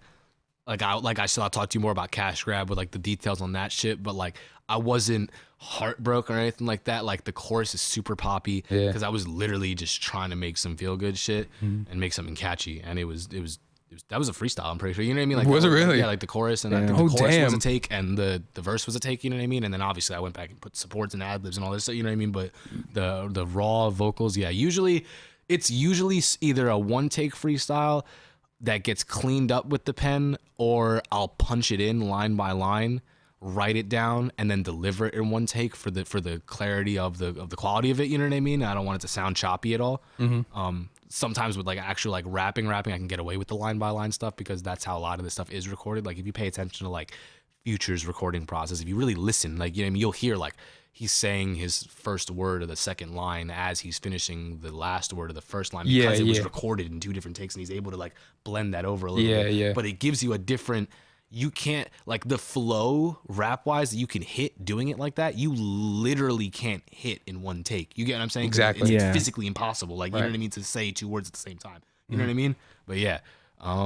Dope shit. That was sick, bro. I remember that when everything kicked in, I was like, oh, all right, cool. I dig it. It was very feel good shit. I love it. I was honestly right around when I had listened to Poor Stacy for the first time, was right back in on my rock influences and just like trying to make something a little bit more indie based. And he had a lot of that same affinity for that artist type shit, and was like, yo, like, because at that point in time, those were like my first, like the one with the Danny Out of Time with the Danny Phantom thing, also produced by him. What's it called? Yeah, I met him through Jamie. Like Jamie showed me him, and we just kind of hit it off immediately because we had similar music interests. And this kid was like a little brother to me. You know what I mean? Like I've been trying to get Nick in the fucking studio. I got him in there for the first time maybe 2 weeks ago, and it was cool. But like, you know what I mean? That 16 years with that boy, you know what I mean? Trying to get him to play one lick on a guitar, you know what I mean? He's not interested in music type shit. Like, so to see somebody that young that had that drive, it was like, finally, like, you know what I mean? Awesome. Like, I can cultivate this. Like, you know what I mean? Like, this is amazing. Like, yeah, and not even that, because I don't want to take credit away from him. He's his own person. This kid's really doing his own thing. But yeah, that was, he was like, yo, let me send you some pop beats. You know what I mean? Like, just something that isn't 808 moving, you know what I mean, with the hi-hats on the eighth notes, you know what I mean? Yeah. You know what I mean? Like waiting for the bars type shit, and just like I got to relax, you know what I mean? And it was cool, and that I'm grateful for that, honestly. Yeah, I was like shocked. I was like, we went this whole podcast, I didn't bring up Paris, so I needed to do that real quick. I'm so glad that people actually like are hearing this shit, man. Just that's the one biggest thing that this discussion is giving me that I'm grateful for, is the context that somebody heard all of this shit, you know what I mean? And like, there really is that many streams on it, you know what I mean? Like that, like my computer hasn't been hacked, like, you know what I mean? Right. I'm not being lied to by the Russians, like, you know what I mean? like a couple hundred people really listen to that shit, you know what I mean? And then from the looks of it, they're liking it, you know what I mean? So that's dope, you know what I mean? You see it on the computer and it's cool, but to get it in person, it's different. Like I said, you know, it's different. Amazing shit, man, bro. All right, you want to plug your socials, your streaming Kill platforms? Arty XO, KILLARTY XO, all platforms. Thankfully, I got that all synced up. I have a music video that is in the process of being shot currently for a song called IV Freestyle. I'll play it for you guys if you want to hear it after this type shit. But yeah, we're shooting the video right now. Blessed to say that I actually signed my first ever pub deal off that song, so that's going to be getting pushed for the first time in a more like formal sense, streaming wise, you get what I mean? I'm looking forward to see what it does, you know what I mean, exposure. But yeah, I don't think we're dropping it this Friday. We wanted to drop it this Friday. We're having some issue getting the artwork together. I'm trying to get a still frame from what I do have footage wise of the video to use as single art, just for the linearness of it when I do drop the video, you get what I mean? Right. So yeah, that it's gonna probably be a next Friday thing because of that. But yeah, definitely within the next couple weeks we're gonna have that shit out there. I'm stoked. So excited. Yeah, it's sick. Yeah, and it's the intro for an EP that I have. It's done. You know what I mean? It's I'm waiting to drop that. Depending on how this goes with these guys that we've been talking to, me and Jamie. That's why I'm like holding the EP right now, because if it turns into a business venture, you know what I mean, we might take this body of work and go run around with it type shit. Right. So yeah, that's why a lot of big things though. Yeah, but Kill Arty XO everywhere. Stay tuned in. Stream Show Me Your Heart Now on all platforms. That is my favorite song I've ever made as an artist to this date. So like, I'm so proud of that. If I had to send you anywhere, go there. But yeah, thank you guys so much. Yo. Thank you for coming on, man. This was a blast. I love it. Appreciate it. Yeah, definitely. Sick, dude. Joe, you got anything else? No, just a solid thank you to all who listen. And again, great thank you to Kill Arty for coming on. So quick little podcast thing. There will be a giveaway soon, and if you comment on this that you listen to here and that you have checked out Kill Arty, you will get 5 extra entries. Yeah. Gang. There we go. So comment down. And the prize, did you want to say what that was? Or are you holding that card to your chest right now? Well, it's out there, and I don't like during the episode to be like saying other people's shit. All right, that's fine. That's fine. Yeah, so y'all know what the prize is. On that topic though, would you be, because I'm trying to get very soon into the merch game, if I gave you, a shirt to give away? You get what I'm saying? Like, game. Let's do it. Yeah. What we're gonna do basically is like follow us, follow them. Every comment is an entry. You share it on your thing and tag us every time you tag us and share it. Yeah, 100%. Like that's an entry. Just ways to grow the community. Exactly. I like that. Give people incentive to grow as a community. And like kind of like, rather you show your friends my shit than 80 random people. You know what I mean? Yeah. Y'all, all 80 y'all can go to the concert together. You know what I mean? And have a great time. And the goal is to really like just build a big old community, of people like supporting each other. We need that here. There isn't that right now. You know what I mean? For like you said, how music has been taking this shift that it's been doing. I wish I performed 15 times. We got shut down at the door at a lot of places to get my first show, just off the fact that you rap, like, you know what I mean? Like that, like small town bars. Like, you get me? Shout out to the Saint Asbury Park first ever show. That's just gonna go down in history, hopefully. You know what I mean? If you were there type deal. That was a while ago, before any of what I'm doing right now. Yeah. Like, my music sounded so different when I played that show. You feel me? But it was hard. And that's my point. It was so hard to get a look doing what I want to do with myself out here. It's why I moved partially. It's why we're gonna hopefully move again and make a bigger step. You know what I mean? Like, yes, sir. So yeah, like definitely I support y'all. Y'all always will have my my blessing and my first my first foot forward to try to help y'all grow in any way, shape, or form. I appreciate y'all. Mad respect. Fuck yeah. So yeah. Well, giveaway coming soon and details on the way. Y'all know what the prize is. Should I say? Do you mind if I say? Yeah, bro. Shout out. Yeah. All right. Well, I guess Get your coins, bro. What the fuck? 13 Mondays. Sweet Temptation crew neck giveaway coming soon. Okay, nice. Shout out 13 Mondays. There we go. All right. Thank you. And thank you, anyone who is here right now. We love you dearly. Thank you. Bye-bye. Bye now.